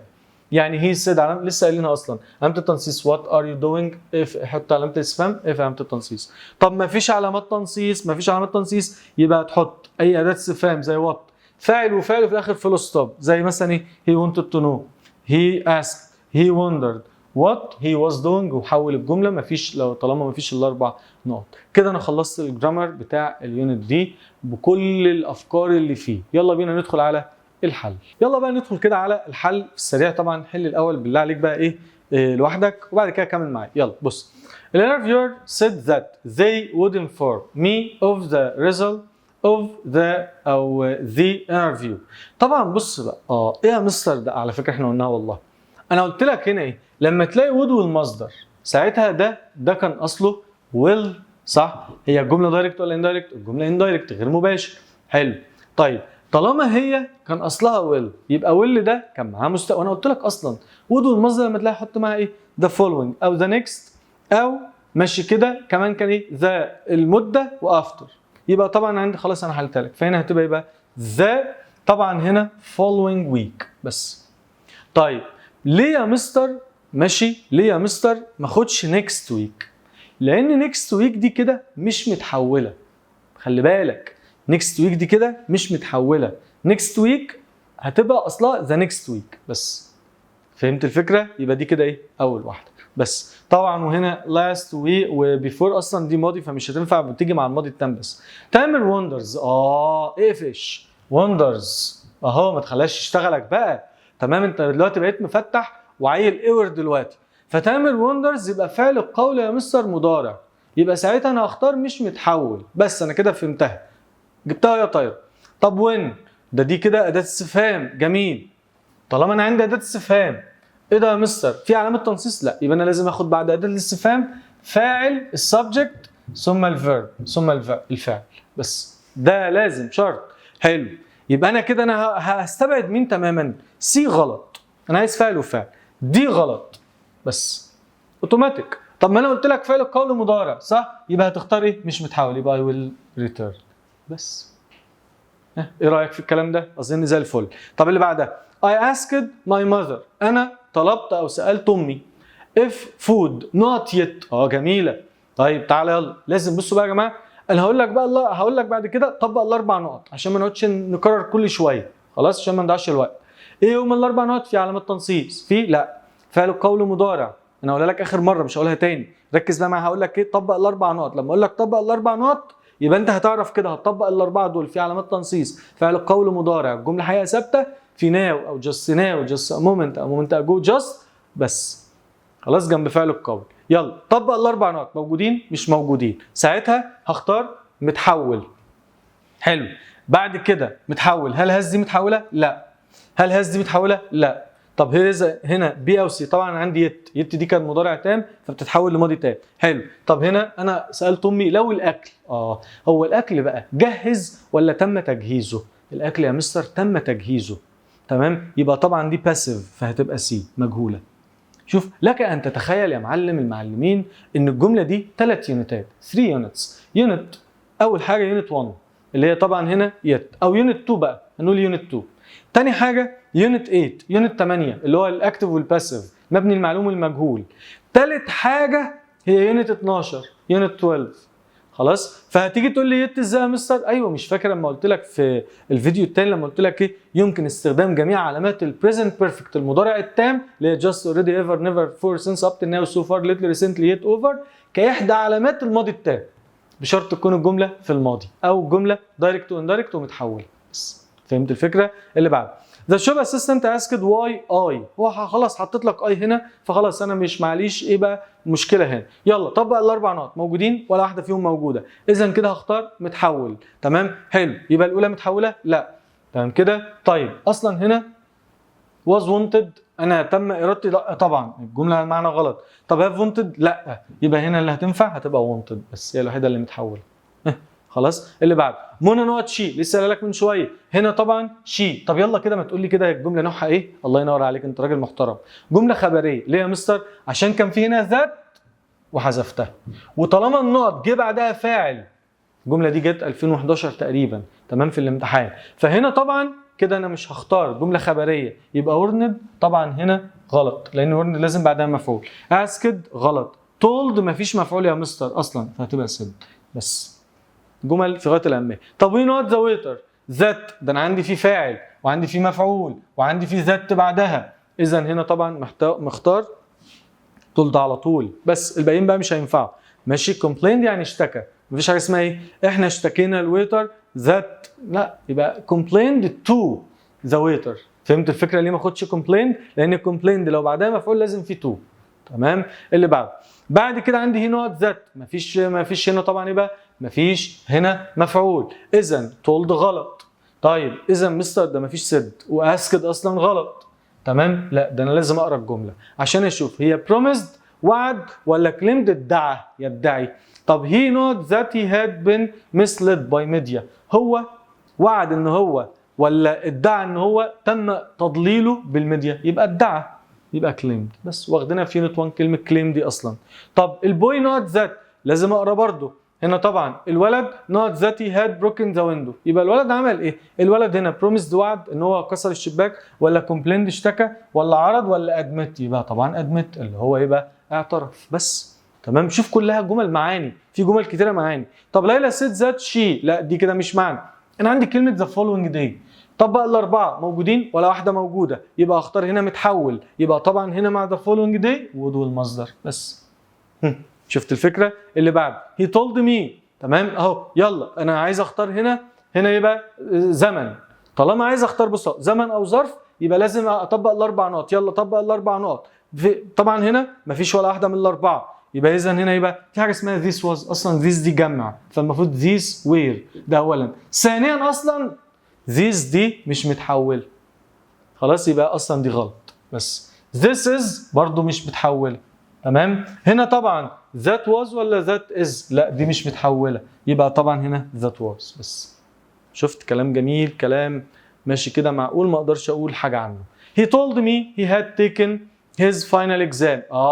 انا قلت لك had will be be، عكست بقى. لو لقيت had will be be هنختار معاها يا اما before the حاجه before، تمام، او the previous. بس يلا the next تنفع؟ لا. the حاجه after؟ لا. هنا yesterday لا اصلا انا عايز الجمله متحوله. تمام. yesterday مش متحوله يبقى هتبقى اخر واحده. بس the اي حاجه before. اللي بعدها she said that she couldn't come to the party. طبعا couldn't come عامله زي wouldn't come، نفس الفكره. يبقى انا عايز اختار متحول. هنا طبق الاربع نقط مش موجودين يا مستر، يبقى طبعا tomorrow لا، tonight لا، last night لا، فهتبقى that night. بس تمام اهو. اللي بعدها she said while she not breakfast the phone rang. السؤال ده جميل. انا قلت لك ايه؟ كل روابط الماضي ما بتتحولش، ما هي while دي ماضي، ادي while، وهناك في past simple ماضي بسيط. يبقى طالما ساعتها هعمل ايه؟ هنا while بص اكن مفيش دايركت واندايركت اصلا. تمام. قاعده while لو جه هناك ماضي بسيط يبقى بعدها فعل، هحط هنا ماضي مستمر على طول من غير تفكير. يبقى كده انا هقول له ايه؟ was having بس، اللي هو يتناول. واخد بالي برضو لو كانت have بمعنى يمتلك ما تجيش في الاستمراريه، يبقى ساعتها لو كانت موجوده كنت هاخد had. تمام. while she had مثلا a car اثناء ما هي كانت معاها عربيه، بس طبعا المعنى بعيد شويه. while she was in Alex ساعتها دي صح، مش ماضي مستمر، ماضي بسيط بس برضو بيجي مع while. ارجع ليونت 1 شوف بقى الكلام ده، يونت 1 ويونت 12 يونت 12، شوف اول يونت واخر يونت يبقى was having. اللي بعد كده بقول لك هنا the teacher said. طبعا هنا light from the sun. هنا طبعا not 8 minutes to reach us. يبقى دي كده اسمها ايه؟ مستر طبق الاربع نقط، موجود واحده فيها في علامات تنصيص؟ لا. فعل قول مضارع؟ لا. الجمله حقيقه ثابته. ان هنا الضوء اللي بيجي من الشمس بياخد 8 دقايق عشان يوصل لنا، يبقى طبعا هتبقى مضارع بسيط. طالما الجمله حقيقه ثابته يبقى باخد مضارع بسيط بس يبقى تكس. طالما الجمله حقيقه ثابته فاكت يبقى هنا هتاخد present simple اللي هو المضارع البسيط. طيب the police said that the windows not before، دي نفس الفكره اللي جت قلت لك في 2022 اهو. انا عندي هنا يبقى قاعده before، طبق الاربع نقط ولا واحده موجوده يبقى اختار متحول. طيب حلو before طالما عندي رابط يا جماعه، والرابط في الماضي بص مالكش علاقه بالدايركت والاندايركت اصلا، يعني شيل الدايركت والاندايركت ده ارميه في الزباله. امال يا مستر ادي بيفور بعدها ماضي بسيط يبقى قبلها ماضي تام بس. حلو. طيب ماضي تام يبقى انا هستبعد بي غلط، تمام، وسي غلط، اذا ايه او دي. طب ايه الفرق؟ معلوم مجهول. دي كده يونت 8. نرجع ليونت 8. طب الشبابيك كسرت ولا تم تكسيرها؟ الشبابيك تم تكسيرها يبقى باسيف، يبقى هاد بين بروكن بس. خلاص. اللي بعدها اسراء نوت مي واي I hadn't called here earlier. نفس الفكره. طب مستر انا عندي هنا ده مش زمن يبقى انا مش هطبق الاربع نقط. حلو. بس على فكره لازم تطبق الاربع نقط عشان ممكن يجيب لك ساعات فعل بقول مضارع او ماضي، فعشان ما يشتغلكش يعني ممكن يجيب لك مثلا، تعالى هقول لك ازاي دلوقتي. بص اولا دي جمله استفهاميه عشان في واي، تمام، يبقى سيد غلط. تمام كده، حلو. في مفعول اصلا، مش انا لسه قايل لك من شويه ان انكوايرد دي غلط؟ طب دي جمله استفهاميه، هو امره ليه؟ لا، يبقى غلط، فهتبقى اسكد. طب بص بقى، لو ممكن ساعات يقوم جاي يجيب لك ايه؟ واي هاف يو مثلا كذا، او اي هاد، او مثلا اهو واي اي هافنت. واي هافنت ساعتها مش هاخد اسكد، عارف ساعتها كنت هاخد ايه؟ اسكس. لو كان الزمن جوه مش متحول يبقى فعل القول هخليه مش متحول هو كمان. جمل بص رائعه، افكار انا عمال بص بتشقلب لك. طب هي نوت وات دي جمله استفهاميه، حلو، ومفيش مفعول يبقى سيد غلط، وتولد غلط. طب وندرد، ها الناس بقى الناس بتيجي تلطم لي وندر ده يا مستر ليه غلط؟ يا حبيب قلبي انا قلت لك وندر بالاو اللي هو يتساءل، دي معناها يتجول او يهيم، وندر يبقى غلط. انا مش عايز بالاي، انا عايزها بالاو، يبقى هتبقى طبعا وندر بالاو. بس اللي بعده هي asked me what instruments، طبعا هنا معتمد على يلا الازمنه او الظرف، يبقى اطبق الاربع نقط، مفيش ولا واحده فيهم موجوده، يبقى هختار هنا what instruments دي كلها على بعضها الاستفهام، يبقى لازم فاعل وفعل متحول، يبقى هنا دي تنفع؟ لا دي مش متحوله. could I وماست I غلط اصلا، يبقى هتبقى I could بس. اللي بعدها my mother asked what، اهو في علامات تنصيص؟ لا، يبقى لازم فاعل وفاعل، لازم فاعل وفاعل. يلا يبقى ايه غلط وبي غلط اوتوماتيك، اذا سي او دي. طب مستر متحوله ولا مش متحوله؟ مستر متحوله، مفيش الا اربع نقط، يبقى I was doing. طبق الاربع نقط. شوف اي جمله هتختار فيها زمن او ظرف لازم تطبق الاربع نقط. طب do you know what time، طبعا نفس الكلام، مفيش علامات تنصيص، يبقى فاعل وفاعل، تمام، يبقى ايه غلط، تمام، وسي غلط، اذا بي او دي. طيب مستر فعل القول مضارع، اقفش، يبقى طالما هنا يبقى لازم فاعل وفاعل، يبقى طبعا هنا ومش متحول، يبقى هتبقى ايه؟ اخر واحده ذا شوب اوبنز، لان طبعا ده مواعيد ثابته اللي هو الايه؟ اللي هو جدول مواعيد ثابته المضارع البسيط. طب هنا ذا تيتشر نوت تو بانش، المدرس نوت ان هو يعاقبني if I didn't keep quiet، لو انا ما هديتش، يبقى هنا عمل ايه؟ هل وعدني؟ لا، ما هو العقاب ده يبقى هو هددني، صح؟ يبقى threatened او warned، حذرني، مش انا قلت لك من شويه اهو، يبقى طبعا هنا threatened او warned بس. طيب ارجد يعني يحث او يشجع. طب البوليس مان نوت ذا، طبعا راش درايفر يعني ايه؟ السواق المتهور المندفع. نوت تو درايف يبقى عمل ايه؟ يبقى هنا انستراكتد طبعا، وارشده، قال له ما تسوقش بسرعه عليه، تمام اهو سو فاست. طيب ذا دكتور ادفايزد مي يبقى تو او نوت تو، طبعا ان ديم لايت اللي هي في ضوء كئيبه وضلمه، يبقى طبعا هنا يبقى نوت تو ستادي بس على طول. خلاص مش حاجه اسمها بقى تو نوت، لا نوت تو ستادي. طب اللي بعديها ساره told me that she، طبعا محتاج اخد زمن، يبقى لازم اطبق الاربع نقط، موجودين ولا واحده موجوده، يبقى متحول، اذا متحول. مستر ده انا عندي ذا بريفيوس، يبقى هختار ماضي تام على طول، يبقى هاد بس، تمام. طب التيتشر said there's، مستر دي الجمله حقيقه ثابته يا مستر، around the sun، يبقى اختار مش متحول فاكت، ولازم اخد مضارع بسيط بس، present ايه؟ present simple، هتبقى moves على طول من غير ما افكر بقى، تمام. اللي بعده she promised she not me as soon، السؤال ده يا جماعه رائع، تمام، سؤال فيه تركايه. شيء طبعا طبق الاربع نقط ولا واحده موجوده، يبقى اختار متحول. ولكن حضرتك هتيجي تقول لي مستر ده as soon as اهو as soon as، حلو، المفروض هاخد قبليها هتجري بسرعه تاخد ماضي تام، تمام. انا مش عندي ماضي تام اصلا، حتى لو كان موجود كان هيبقى غلط، يعني لو انا عندي هنا هات فون غلط. طيب كده احنا هنستبعد ايه غلط وفون غلط، تمام. هي وود فون ولا فوند؟ بص بقى يا معلم، as soon as انا عايز دي جمله متحوله، صح؟ رجع يلا لاصله. the plane landed دي كان اصلها ايه؟ هتبقى lands، حلو. فاكر بقى الرابط لما كان بعده مضارع بسيط او مضارع تام كنا بنحط قبله ايه؟ مستقبل، الله ينور عليك، اللي هو مثلا will والمصدر، يبقى الماضي من will هتبقى would بس، يبقى ياخد would فون. جمله مهمه جدا جدا، يلا حطها عندك، خد السكرين الجميل عشان جمله في غايه الاهميه، جمل امتحانات الجمله دي. طيب هنا بيقول لك ناديه asked me where، مفيش علامات تنصيص، يبقى فاعل وفاعل، حلو، يبقى طبعا هنا سي غلط، حلو. يلا طبق الاربع نقط، في واحده موجوده؟ مفيش ولا واحده موجوده، يبقى اختار متحول، حلو. بس هنا انا عندي my next طالما next يبقى هاخد ايه بقى؟ would والمصدر، يبقى طالما هنا فهتبقى هنا ايه بقى؟ هتبقى I would. ده اولا. ثانيا اصلا shall مش متحوله، had ما يجيش بعدها المصدر. هاد والتصريف الثالث، خلي بالك من النقطه دي برضو، او هاد واسم او تو المصدر او الكلام ده كله. طب فاروق نقط عثمان واي، انا عندي واي يبقى جمله استفهاميه، طالما جمله استفهاميه يبقى تولد غلط. تمام حلو. طب انا عندي اصلا في فاعل ومفعول يبقى وندرد غلط، وانتوا التنو غلط عشان ما يجيش بعدهم مفعول يبقى اسكت بس. اللي بعد هنا بيقول لك could you tell me، لسه قايل لك من شويه could you tell me not or not، اهو not or not، طالما عندي or not يبقى whether، وخلي بالك مش وذر الطقس يا معلم، ركز، يبقى وذر اللي هي سواء او لو. تمام. طب father said that not then، حلو، دي جمله خبريه عشان عندي ذات يبقى هختار طبعا هنا، بص، وعندي هنا then. طب بقى الاربع نقط هنا ايه الاربع نقط؟ هنا طبعا ما فيش اربع نقط اصلا، ده المفروض كده انا هشوف هنا طبعا then دي كده اتحولت. حلو. طيب ينفع احط علامات تنصيص وبعد علامات تنصيص احط then؟ لا يبقى غلط. ينفع احط ايام الجمله متحوله اصلا، ما هي ذن متحوله يبقى غلط. طب هنا you are، لا ما هي مش متحوله يبقى هتبقى he was at his office اللي انا قلت لك من شويه. انت قلت لي يا مستر من شويه الذن بتيجي مع الماضي المستمر، ايوه قلت لك ممكن احطها ماضي بسيط مع الماضي البسيط مع الافعال اللي ما تجيش في الاستمراريه. فهمت الفكره؟ بس يا معلم. ويرجع بقى الفيديوهات ايه كنا قلناها كتير جدا على فكره، كنا كل فيديو بنقولها.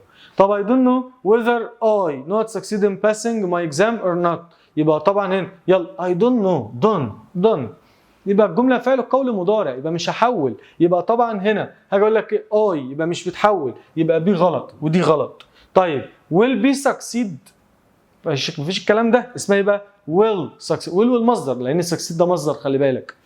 will be succeeding واصلا مش هتنفع عشان succeed مش تيجي في الاستمراريه برضو، فهتبقى will بس. would like لما اجي احولها ينفع اغيرها؟ لا زي ما هي. طيب I'd like to come she said، هي قالت يبقى هي قالت ان هي عايزه تيجي يبقى she would like زي ما هي، فهتبقى طبعا be بس. في حاجه صعبه في الكلام ده كده؟ تمام. would like would love would prefer ما بيتحولوش وused to. اللي بعدها سامي asked ساره what she not by globalization، السؤال ده رائع. يعني ايه globalization؟ العولمه. يعني ايه كلمه عولمه؟ هي انتقال الثقافه والحضاره من مكان الى اخر، زي مثلا ما بناخد مثلا حاجات من مثلا من دوله ثانيه، من امريكا، من انجلترا، من الكلام ده كله. حلو.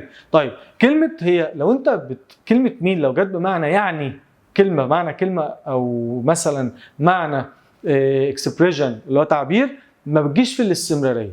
يعني اول واحده غلط، كلمه مين بمعنى يعني او يقصد كلمه في قاموس ما تجيش في الاستمراريه. حلو. طب الجمله متحوله مش متحوله؟ الجمله مستر متحوله ما فيش الا اربع نقط، طبق الاربع نقط. اذا كان عايز اختار متحول ماضي يبقى مينز غلط وده غلط فهتبقى من بس.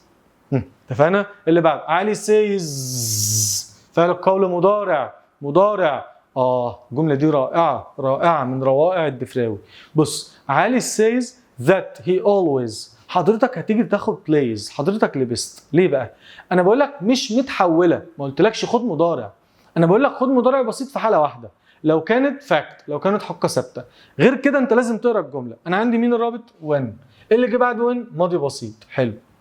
طالما when جه بعدها ماضي بسيط بتحط قبلها يا ماضي بسيط يا ماضي مستمر يا ماضي تام على حسب. هو بيقول لك هنا ايه بقى؟ هو دايما بيلعب كوره، او هو كان دايما بيلعب كوره لما كان صغير، الاثنين مع بعض يبقى ماضي بسيط. لان انا قلت لك ايه؟ ممكن استخدم كل علامات المضارع البسيط اللي هي always usually often sometimes really seldom every never occasionally regular no longer hardly ever كاحدى علامات الماضي البسيط بشرط تكون الجمله في الماضي، هتبقى ماضي بسيط. يبقى كده انا هاخد played.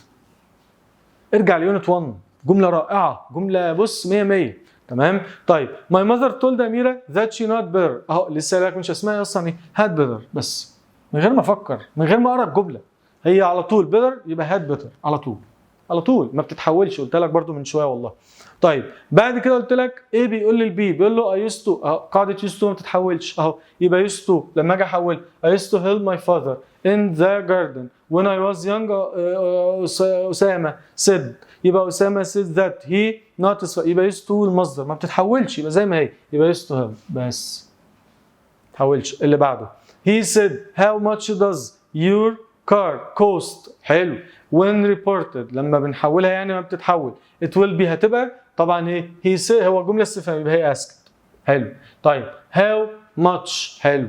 طيب هل احط did؟ لا، ما انا هشيل بقى ايه، مش هتبقى سؤال. حلو. طيب my car، هي بي شغاله معايا على فكره صح. طب هي asked how much my car costs، لا، ما انا هحولها ماضي. طب اخر واحده how much does، لا، يبقى هتبقى بي. هي asked اهو اللي انا قلت لك how much، مفيش عمليه تنصيص، فاعل وفاعل متحول. خلي بالك كلمه cost دي الماضي زي المضارع التصريف الثالث، cost بس زي ايه، زي مثلا read cut put وهكذا. could you tell me why، لسه لك من شويه، فاعل وفعل مش بتحول، فاعل وفعل مش بتحول. حلو. بس قال لك هنا last month، برضو جمله رائعه. يبقى طبعا هنا ايه غلط، ماشي، بي غلط. تمام. وسي ولا دي، هو عندي last month، انا مش عايز متحول، خلي بالك. يبقى اخد ايه، يبقى you traveled. بس سؤال جميل جدا. طب she recommended، تعالى بقى اسئله يونت 4 اللي قلت لك برضو. she recommended لو ما جاش وراها حاجه حط فيرب ان جي. طيب مستر انا ما عنديش فيرب ان جي. حلو. او هتحط مفعول تو المصدر. مستر ما عنديش مفعول تو المصدر. او ذات فاعل زائد المصدر، او should والمصدر، او not والمصدر. يبقى كده انت خلاص حلتها. يبقى سي ذات اي ريد بس. خلاص. وخلي بالك ريد دي مصدر هنا. تمام. شيل كلمه ريكومند، حط مكانها suggest عشان هتتكرر دلوقتي فمش هكررها بقى. او it's important، او it's important قلناها على فكره من شويه والله، لو ما كنتش كتبتها اكتبها. او urgent. ماشي اهو. خلاص. طيب بعد كده قال لك اهو the teacher warned the students، المدرس حذر الطالب ان هو ما ينساش.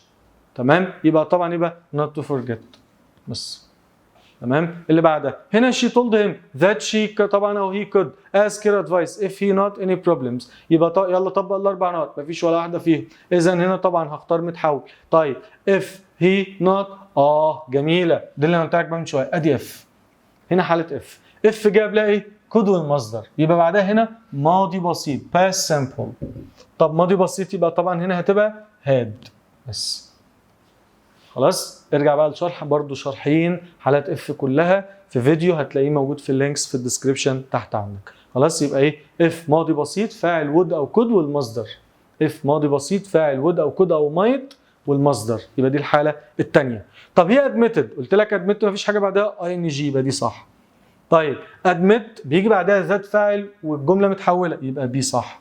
طب admit ما يجيش وراها تو والمصدر، يبقى غلط. فهتبقى both A and B اللي هما الاثنين دول بس. تمام. اللي بعدها her husband suggested قلت لك اهو بعديها فيرب ان جي على طول، مش عندي. بعديها هتحط ايه بقى، هتحط فاعل ومصدر او ذات فاعل مصدر، يبقى هتاخد شي ستادي. جمله برضو رائعه من روائعنا. تمام كده. طب it's important نفس الفكره اهو that you، يبقى فعل في المصدر او should والمصدر او not والمصدر. ما عنديش الا not والمصدر، يبقى not be بس. تمام. يبقى not be. اللي بعدها can you، يبقى can you not me a good book، ممكن توصيني بكتاب كويس ان انا اقراه، يبقى can you recommend me بس. مش هقول له ممكن تشجعني، ممكن تتخيلني، ممكن تحذرني، لا. فهتبقى recommend. طب they promised نفس الفكره promise، يبقى كده انا اقول له يبقى هقول له promise to المصدر قلناه. طب promise ذات وفاعل ومتحول. طب هنا اصلا مفيش promise will visit دي، يبقى غلط. يبقى هتبقى ايه both A and B، نفس الفكره بتاعت admit وديناي والكلمات دي كلها. طب the surgeon says جمله مضارع يبقى مش بتحول. that يبقى طبعا هنا هقول له يبقى فاعل وفعل مش بتحول. some pain بعض الالم for a few days، يبقى طبعا يبقى ان هنا طبعا that I may have، ولا هنا طبعا دي كده ماضي اصلا. خلاص. او هنا، او ثواني نقراها تاني، he might have طبعا the surgeon says that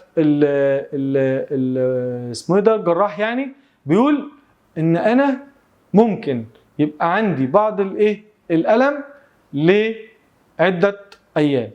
يبقى كده انا اقول له ايه، هنا طبعا هي دي غلط. ماشي. طيب وهنا طبعا ممكن، يبقى هنا طبعا هتبقى ايه، هتبقى I may have. صح كده. بس كده، لان طبعا هي might دي برضو كده متحوله فانا مش عايزها. واي هاف طبعا ده مضارع بسيط، لا هو بيقول لي الجراح بيقول ان انا ممكن يكون عندي بعض الالم لعده ايام وممكن ما يبقاش عندي، يبقى دي الادق. طيب عماد اسكد مي نوت تو ذا بارتي. طيب حلو. طب دي جمله طبعا استفهاميه، يبقى كده انا اقول له ايه، ممكن احط لك هنا if I could come صح. طب عماد طلب مني ان انا اروح، يبقى صح. طب whether I would صح، يبقى طبعا هتبقى all are possible، يعني كلهم صح. طب اللي بعديه he not if his السؤال ده خلي بالك هتتدلق زي الجردل دلوقتي.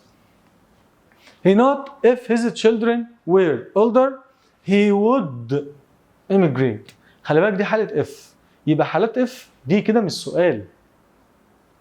كان هنا في ذات وحذفناها. فهمت الفكرة؟ يعني if هنا دي مش رابط. if هنا دي كده مش رابط بتاع الاستفهامية، يبقى دي مش جملة استفهامية. وما عنديش مفعول، يبقى told غلط، wondered غلط، asked غلط، فهتبقى said. جملة مهمة جدا، يبقى said. طيب اللي بعدها بيقول لك note that أحمد apply الفعل في المصدر، أحمد apply الفعل في المصدر، يبقى it's important صح، I recommend صح، I suggest صح، فهتبقى all are possible. بس تمام. اللي بعدها I suggest نفس الفكرة، ذات علي فعل اهو، فعل في المصدر، يبقى go. بس خلاص. طب اللي بعدها my friend recommends مفيش حاجة، يبقى ing، فهتبقى reading بس، أو مفعول to المصدر، لو كان في مفعول يبقى to المصدر. تمام. بعد كده احنا الحمد لله خلصنا الجرامر. يلا بينا ندخل على الفوكابس. يلا بقى بينا كده ندخل على الفوكابس بتاع آخر يونت 12. انا عندي بص في فرق بين الثلاث كلمات دول، اللي هي كلمه فيبل، ميث، ليجند. بص كلمه فيبل دي اللي هي قصص خياليه، زي قصص، بص اي قصص حيوانات خدها فيبل. يقول لك مثلا ايه الاسد والمش عارف والارنب، تمام، الثعلب والسلحفاه، الكلام ده كله، يبقى كل دي فيبل. او قال لك انيمالز، يبقى خدها فيبل على طول، بس خلصت. طب كلمه ميث دي اللي هي قصه خرافيه، اللي هي مش موجوده، زي مثلا ايه ايزيس واوزوريس، اللي هي الحاجات اللي هي زمان دي، زي مثلا ايه الاله بس، اله المسخره عند القدماء المصريين، يبقى كل دي مش حاجات اساسيه. طب عندي كلمه لاجند دي اللي هي الاسطوره، زي مثلا مين؟ زي مثلا يقول لك ايه سيدنا محمد صلى الله عليه وسلم، تمام، ده كان اسطوره. زي مثلا مين؟ مثلا محمد صلاح اسطوره. زي مثلا مين؟ الدفراوي لعبد الله اسطوره برضه. خلاص. فكل دي اسمها ايه بقى؟ لاجند، اللي هي بقى اسطوره حقيقيه، اسطوره حقيقيه. طيب بعد كده عندي كلمه فلوت، طبعا فيضانه ويفيد وبتيجي كفيرب وناون. ارمر طبعا يعني اللي هو درع، عارف انت اللي هو الدرع والسيف، اللي هو الدرع اللي بيبقى ماسكينه كده، تمام، اسمه ارمر. كلمه اتراكت اللي هو طبعا بيجذب، ماشي، جذاب مش بيكذب، لا بيجذب، حاجه جذابه يعني. كلمه بريف يعني شجاع. شير طبعا يعني ايه بقى؟ يهتف او يشجع، تمام. تشيفلري اللي هي بقى الفروسيه والشهامه، فروسيه وشهامه، يقول لك انت عندك شهامه، يبقى يو هاف تشيفلري، وطبعا دي ناون. كلمه تشوب، تشوب طبعا يعني ايه؟ بيقطع، اهو تشوب يعني يقطع. eternal قال لك دي معناها خالد او ابدي، حاجه ابديه، تمام، هتفضل ايه؟ موجوده زي الميرتل كده. طيب هنا ايفيدنس يعني دليل، ودي كلمه لا تعد. بعد كده عندنا ايه بقى؟ perseverance اللي هي معناها بقى مثابره او عزيمه، عامله زي كلمه determination كده، اللي هي العزيمه والاصرار او المثابره. بعد كده عندي كلمه beloved يعني محبوب، you are my beloved اللي هي بقى محبوب. طيب الكلمه دي من اهم كلمات يونت 12 اللي هي بقى exaggerate اللي هي معناها يبالغ، بتقول بحاجه مبالغه. ده انا امبارح ضربت 3 اسود ومش عارف مسكت في خناق 5 تفيال، طبعا مفيش الكلام ده. كلمه fit طبعا يعني نوبه او يناسب، زي هيجي مصطلح مهم جدا اسمه ايه؟ in a fit of anger اللي هو في نوبه غضب. force يعني يجبر او قوه، لو جت كفيرب معناها يجبر، لو جت كنون معناها ايه بقى؟ اللي هي قوه. فيورس خدناها كتير جدا، اللي هي معناها ايه بقى؟ اللي هي طبعا ثائر وغاضب، غضبان، فيورس. جريتفول يعني ممتن وشاكر. هير اللي هو ارنب بري. بعد كده عندي كلمه هيرو يعني البطل. بعد كده طبعا وده بطل قصه او مسرحيه، انما بطل رياضي اسمه ايه؟ تشامبيون. هولي جريل اللي هي معناها الكأس المقدسة. جيليوس يعني غيور، ماشي، غيران يعني. لاجندري اللي هي اسطوري، دي صفة. ميدل ايجز اللي هي العصور الوسطى. كل دي بقى كلمات ما فيهاش حاجة شرح اصلا. مونستر يعني وحش. كان عندي كلمة طبعا مورال، قال لك مغزى او عبرة او فضيلة او اخلاق، تمام، اهو اللي هي الاخلاق مورالز، ماشي. وعامله زي كلمه ايه؟ مانر برضو معناها اللي هي الايه؟ الاخلاق. طيب موتيفيشن كلمه مهمه جدا في الباراجراف، اللي هو ايه بقى؟ دافع، موتيفيشن. الكلمه دي مهمه جدا. ديبيتابل قال لك ده قابل للنقاش، يعني ايه؟ بدعوك للنقاش مثلا اتس ديبيتابل، تمام، حاجه قابله للنقاش. ديفند يعني يدافع عن deserve يستحق musical طبعا دي موسيقى وجاي منها ايه musical instrument اللي هي آلة موسيقية تمام.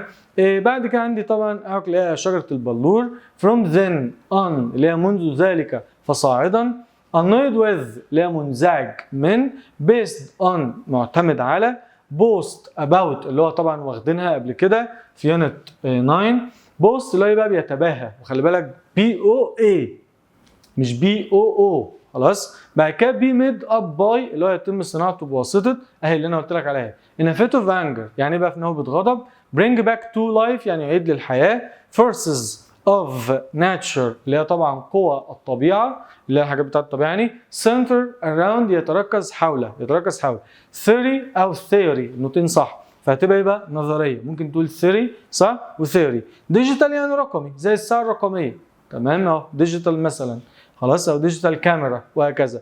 entertaining يعني مسلي أو ممتع ودي صفة. بعد كده fast مهم قوي fast paced ودي خدناها في يونت 11. fast paced يعني ايه بقى سريع الخطى وسريع الوتيره واخدين طبعا كلمه pace هتيجي كمان شويه ايه بقى خطوه او وتيره. طيب fine line قلنا طبعا خط رفيع تمام fine هنا معناها رفيع.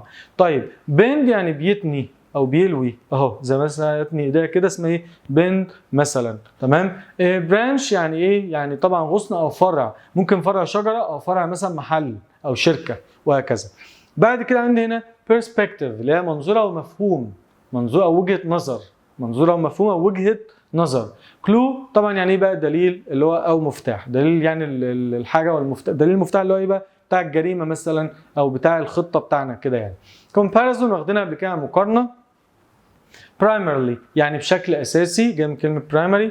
grasslands يعني اراضي عشبيه او طبعا او هنا مراعي خلاص. بعد كده humor اللي هي فكاهه او دعابه يقول لك sense بيجي مع sense of humor اهو sense of humor اللي هي بقى روح الدعابه او روح الفكاهه خلاص. طيب illustrate يعني ايه يشرح او يفسر.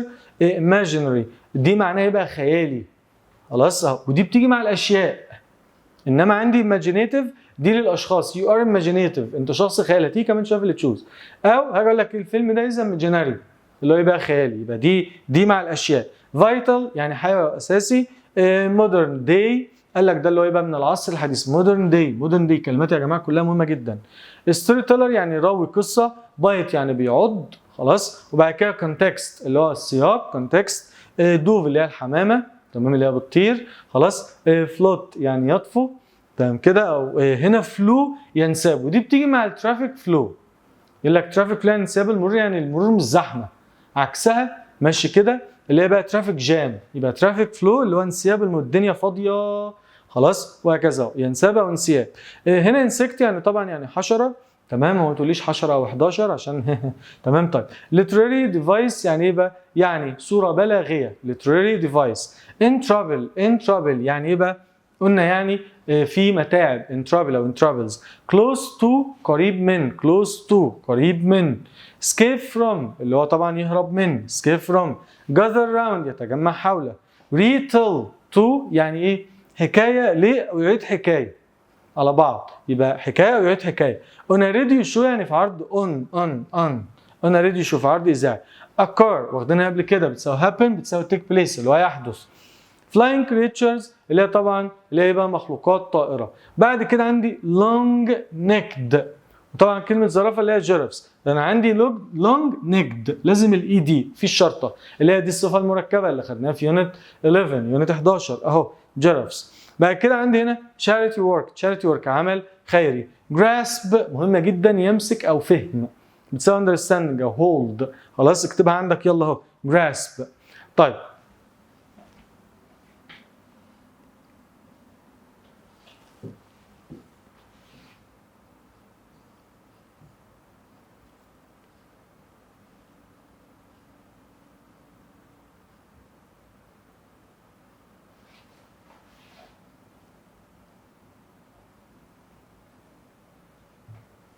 الله.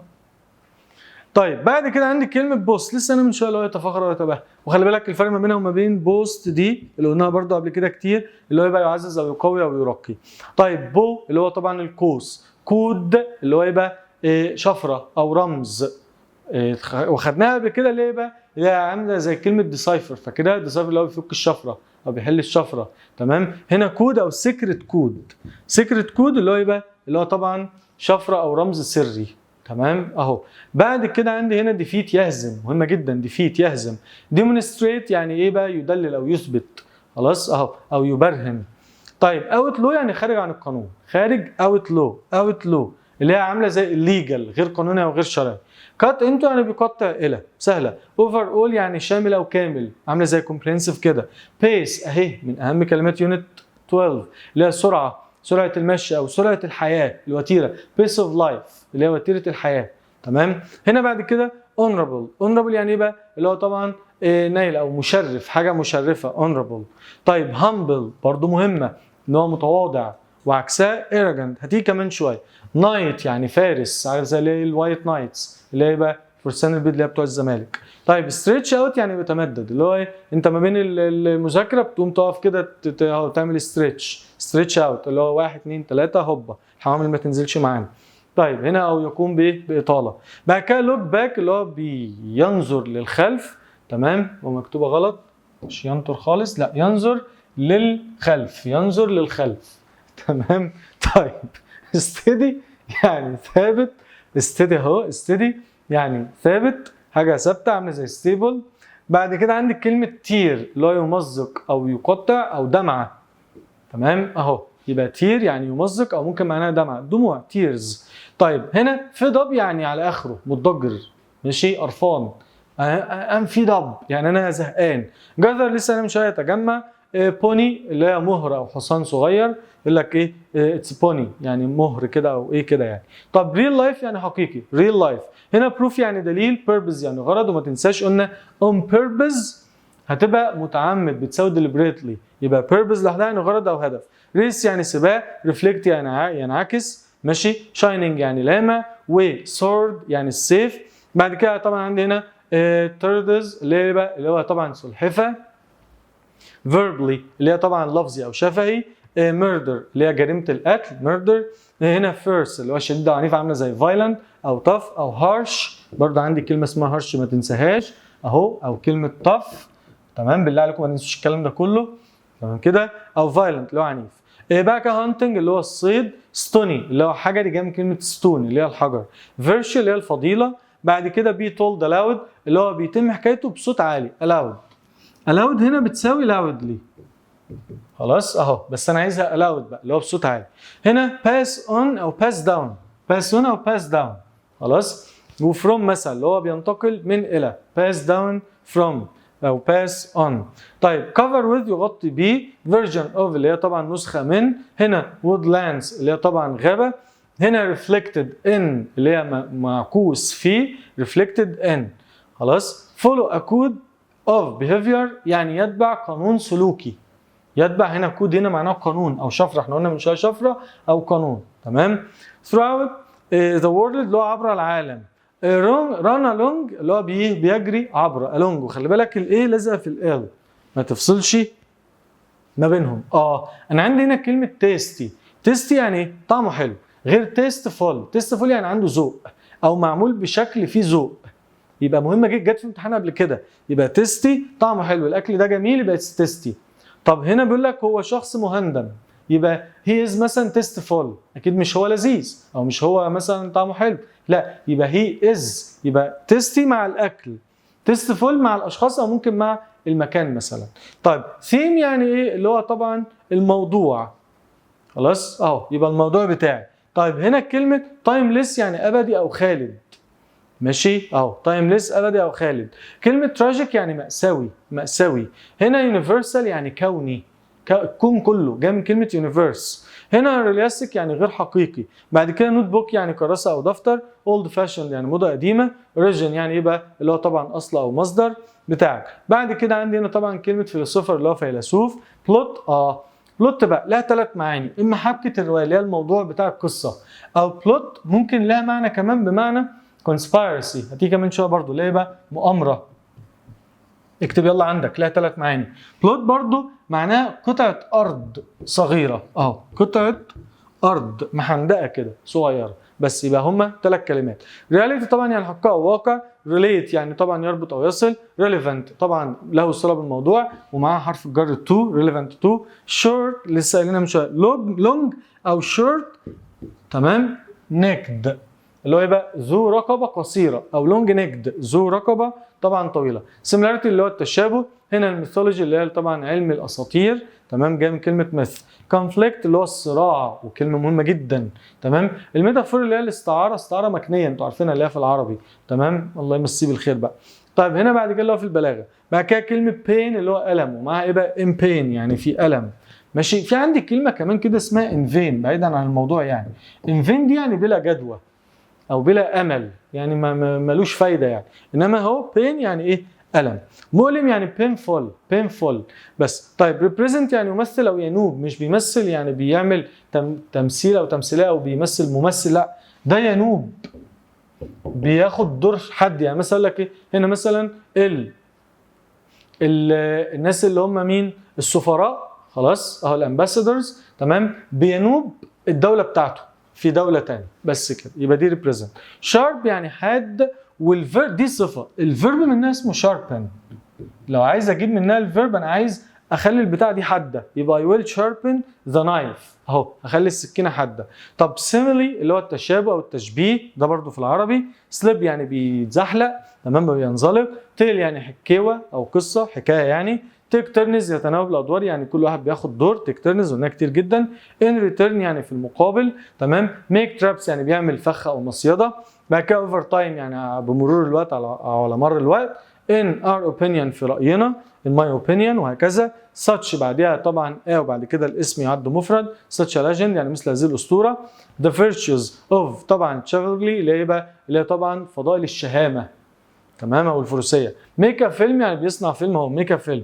in is based او مبني جزء على is based طبعا partly on مبني جزئيا على is based partly on. in favor of يعني مؤيد او في صالح. هنا كلمة باونس برضو كلمة مهمة اسمها ايه بقى؟ وثب او ارتداد، اللي هو مثلا ممكن بينطق الكرة او بيوثب او بيرتد. يلا بينا ندخل على الحل. يلا بقى ندخل كده على الفوكابس. اول حاجة اكيد انت حليت الاول. اول حاجة بيقول لك هنا الميثودز and legends help us understand، بيساعدونا ان احنا نفهم the not of people from the past. طبعا هنفهم ايه بقى؟ اكيد هنفهم هنا هل البريسكريبشن اللي هي وصف او روجيتا، لا انجستس عدم العداله، ولا السيشن قطاع او قسم، ولا البرسبكتيف. يبقى اكيد هي دي اللي هي المفهوم بتاع الايه الشعب او الناس من الماضي. is a story that teaches us a moral، القصه اللي بتعلمنا moral مغزى او عبره. and often has animals اهو اقفش، يبقى الانيمالز على طول فيبل على طول تمام. بس كده اللي بعدها بيقول لك هنا ذا ريليشن، العلاقه ما بين السموكينج وسام ديدلي طبعا ديزيز بتبقى از ريليفنت، العلاقه ما بين التدخين وبعض الامراض المميته بتبقى علاقه وطيده وعلاقه ذات صله. بعد كده عندنا كلمه some fables don't not the culture of the country in which they were written، يبقى بعض الايه هتبقى reflect بعض الفيبلز اللي هي القصص او الاساطير يعني تمام. don't reflect مش بتعكس الثقافه بتاعت الدوله. in which they were written بالطريقه اللي هي مكتوبه، يعني كل واحد بيكتب ايه بدماغه يعني، فهمت الفكره؟ اللي بعدها the war تمام of rains ميه الامطار not our village as it rained، الدنيا كانت عماله تشتي طول النهار، يبقى عملت ايه؟ يبقى طبعا flooded. بس طبعا كلمه bleed دي جايه من كلمه bleed اللي هو يبقى ان هو بينزف تمام. بعد كده feed يعني يطعم. بعد كده we shouldn't not have reached our fathers are we should be proud، لازم نكون فخورين باللي احنا حققناه. يبقى ما ينفعش نبقى بوست. يعني كلمه بوست اللي هو يكون متباهي، ما ينفعش نتباهى باللي حققوه ابائنا، ولكن يعني يقول لك ليس الفتى من قال ابي ولكن الفتى من قال ها انا ذا تمام. يبقى طبعا دي اوعى تاخد بي يعني ايه بقى اللي هو يعز وراكم، لسه قايلينها برون يعني يقلم الشجر او بيظبط الشجر كده. باوت فاكرين اللي هي قلنا ايه؟ بيبوز. طيب بعد كده قلنا هنا الاولمبيك جيمز از سبورتس، طبعا سبورتس ايفنت على طول بقى اللي هي حدث رياضي سبورتس ايفنت. والكونتريز كل الدول بتحلم ان هي تنظمه بقى. فاكر كلمه انسيدنت دي اللي هي ايه؟ حادث. طيب some people are good at making طبعا make up stories على طول اللي هو بيألف قصص او بيخترع قصص make up stories. بيقول لك طبعا they should work as writers المفروض دي as writers يشتغلوا ككتاب. on cinema festivals ordinary people stand on the sides of the streets too يبقى عشان ايه؟ يبقى في الاحتفالات بتاعت السينما الجماهير او الناس بيقفوا في جانبين عشان يحيوا. يبقى يعني ايه كلمه يحيوا؟ يبقى cheer actors and actresses اللي هي الممثلين والممثلات. بس extend دي يعني يمد الاقامه. النايتس هورس اللي هو الحصان بتاع الفارس was very not even ايوه كان steady. يعني ايه steady؟ ثابت. even though مهم قوي. even though بتساوي although ماشي. although even though الثلاث كلمات دول بيجي بعديهم جمله كامله ومعناهم على الرغم من، غير despite و in spite of اللي بيجي وراه فيرب باي جاء واسمه خدناها في يونت 9. طيب some wealthy people are بعض الناس الاغنياء are not and don't boast ومش بيتباهوا. يبقى طبعا مش بيتباهوا يبقى الناس دول مالهم؟ humble. يعني ايه كلمه humble؟ اللي هي متواضع تمام. proud فخور. arrogant اللي انا قلت لك عليها اهي. arrogant دي يعني ايه بقى؟ مغرور او متفاخر او متباهي. vain يعني ايه؟ جدوى. طيب البوليس didn't find any يبقى البوليس ما لقاش اي evidence. يعني كلمه evidence اللي هو دليل. بس glue ده اللي هو السمغ. evaluation تقييم. value يعني ايه؟ قيم او يقيم. طب the not are soldiers who are honest بيبقى ناس امينه and fair and help the weak وبيساعدوا طبعا الويك اللي هم الايه؟ الضعفاء. فهتبقى مين؟ knights اهو. انما knives دي يعني السكاكين. knights يعني ليالي. idle يعني عاطل. فهتبقى knights اللي هو ايه؟ فارس او فرسان. طب البرنس was known for his not he was brave كان brave humble متواضع شجاع ومتواضع ومؤدب especially to women. فهتبقى طبعا اهو يبقى chivalry اللي هو يبقى شهامه تمام. كورس ده اللي هم الناس اللي هم بتوع الكورس اللي هم بيبقوا واقفين ورا المغني مثلا او كورال الكلام ده كله. طيب هنا proud فخوره ومغرور. تشيمن يعني فوهه. صلاح السونات ذات ايوه صلاح هو ساعد helped lots of people in his country. يبقى طبعا generous يعني generous كريم. قلنا كلمه miser بتساوي مين؟ الاثنين معناهم بخيل ومايزرلي يعني ايه؟ ببخل. طيب my sister's classmates were not of her when she came first in the final exams they envy envy يعني بيحسد. يبقى هما بيحسدوا يبقى طبعا المعلمين دول jealous يبقى غيرون ايه؟ غيرون منها تمام. pleased مبسوط. happy و relevant يعني ايه؟ مرتبط. طيب criminal killed في طبعا المجرم قتل الفيكتيم الضحيه as he was in a fit of anger اهو فاكرها بقى قلنا من شويه اللي هو في نوبه غضب. قتله عشان كان غضبان قوي. سوري يعني اسف. happiness سعاده. joy يعني ايه؟ فرح او مرح. طب charities ask people to not for them to help the poor and طبعا هم بيقولوا للناس ان هم donate. يعني ايه donate؟ ان هم يتبرعوا بس كده. supply يمد او ايه؟ او يزود. طيب بعد كده when my father knew لما عرف ان that I didn't succeed he was لما بيعرف ان انا ما نجحتش بعد الشر يعني فهتبقى يبقى furious كان غضبان وقال لي ان انا لازم ايه؟ ابذل جهد نصح ان انا اذاكر كويس. بعد كده all of us كلنا have not people كنا عندنا تمام people not تمام. we should visit their graves graves يعني المقابر. يبقى كنا عندنا ناس ايه بقى؟ ميتين. يعني كلمه ميت اللي هي dead اهو. انما كلمه death يعني ايه؟ الموت نفسه او الوفاه. وعندي بصوا يا جماعه فرق ما بين كلمه dead و deadly. dead يعني ميت دي صفه. طب deadly برضو صفه خلي بالك بس معناها مميت. يعني الاثنين دول adjectives الاثنين دول صفات سواء دي او دي. طيب my favorite team was not last week as the player were lazy كانوا كسلانين. يبقى ايه اللي حصل؟ يبقى was defeated يعني تم هزمهم اتهزموا يعني. طب النايل used to not النيل اعتاد ان هو طبعا هنا not and destroyed the Egyptians يبقى طبعا ايه؟ بيدمر المحاصيل فهتبقى flood بس. flood دي يعني قلنا يعني ايه بقى؟ يسبح تمام او يطير وخلاص كده. فلو يعني ايه؟ ينساب او انسياب. all of us hope to be كلنا طبعا بنتمنى ان احنا نكون not in life فهتبقى eternal but the truth لكن الحياه كلنا هنموت. يبقى كمل قرايه الجمله عشان تفهم انت عايز تعمل ايه. يبقى طبعا طيب اوعى تنسى يعني كلمه artificial خدناها كتير جدا اللي هي الايه؟ اصطناعي زي الارتفيشال انتليجنس اللي هو الاي اي اللي هو الذكاء الاصطناعي. طب not كوما طبعا محتاج ايه؟ adverb اللي هو ظرف او حال كلهم ظرف او حال. طب I think that the prices of the local products are very expensive يبقى طبعا personally بشكل شخصي اللي هي بتساوي my opinion بشكل شخصي او الناس كلها شايفه بقى الكلام ده كل الاسعار بتاعه المنتجات المحليه بقت ايه؟ غاليه قوي قوي قوي قوي قوي. طيب clear instructions التعليمات اللي هي الواضحه should be announced لازم تعلن to be done in case of لازم تعلن في حاله اللي بقى الامرجنسي emergency اللي هي الطوارئ بس كده. students should الطلاب لازم ان هم try achieve their goals as if كما لو كان they worked at a steady طبعا pace ان هم يبقى ان هم ماشيين في وتيره ثابته. يبقى الطلاب لازم يحاولوا ان هم يحققوا اهدافهم كما لو كانوا ان هم ماشيين يبقى بسرعه خلاص سرعه مشي يبقى ثابته. طيب بعد كده in the middle ages في الميدل ايدجز في العصور الوسطى الكينجز used to build الملوك اعتادوا ان هم يعملوا ايه او يبنوا ايه عشان يحموا الدول بتاعتهم. يبقى طبعا كانوا بيبنوا الكاسلز. يعني ايه كلمه كاسلز؟ اللي هي القلعه زي قلعه صلاح الدين القلاع والكلام ده كله. تمبلز طبعا يعني اللي هي اللي بقى قلنا اللي هي المعابد. وبالاسز بالاس يعني قصور مش بليس لا دي بالاس اللي هو القصر. ميوزيمز طبعا اللي هي ايه بقى المتاحف. طب some people prefer spending their holidays on the top تمام mountains they like بيحبوا ليه بقى هم هيطلعوا الجبال. يبقى طبعا هتبقى بيحبوا الادفنتشرز اللي هي الايه بقى المغامرات. طبعا اوعى تنسى يعني ايه كلمه ادفرتايزمنتس اللي هي الاعلانات. دينجرز يعني ايه مخاطر.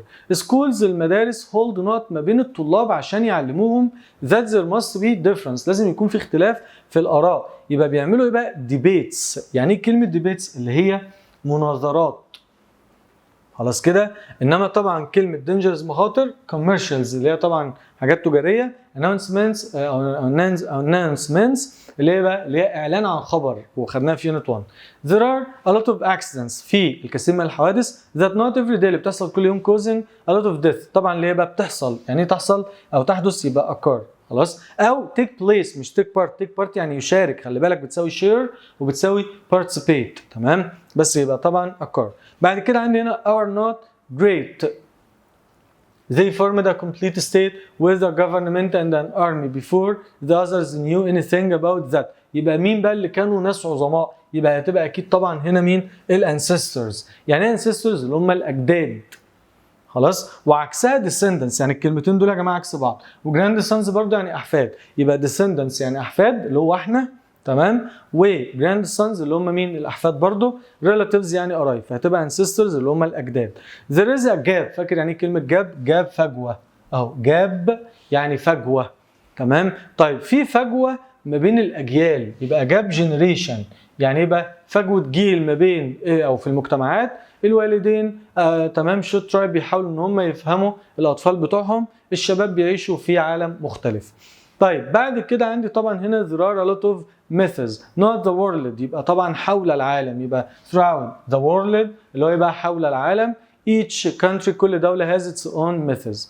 طيب students الطلاب at universities like writing بيحبوا طبعا هنا the notes يبقى طبعا يبقى write down اللي هو بيسجلوا تمام النوتس اللي يبقى بيسجلوا الملحوظات they want to remember.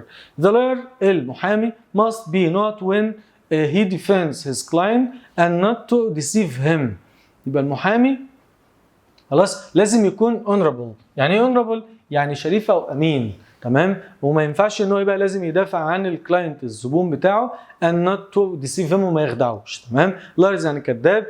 طبعا superficial اللي هو يبقى حاجه سطحيه. artificial لسه هنا من شويه. بعد كده بقول لك هنا the companies شركات should not its employees skills to cope with the latest change.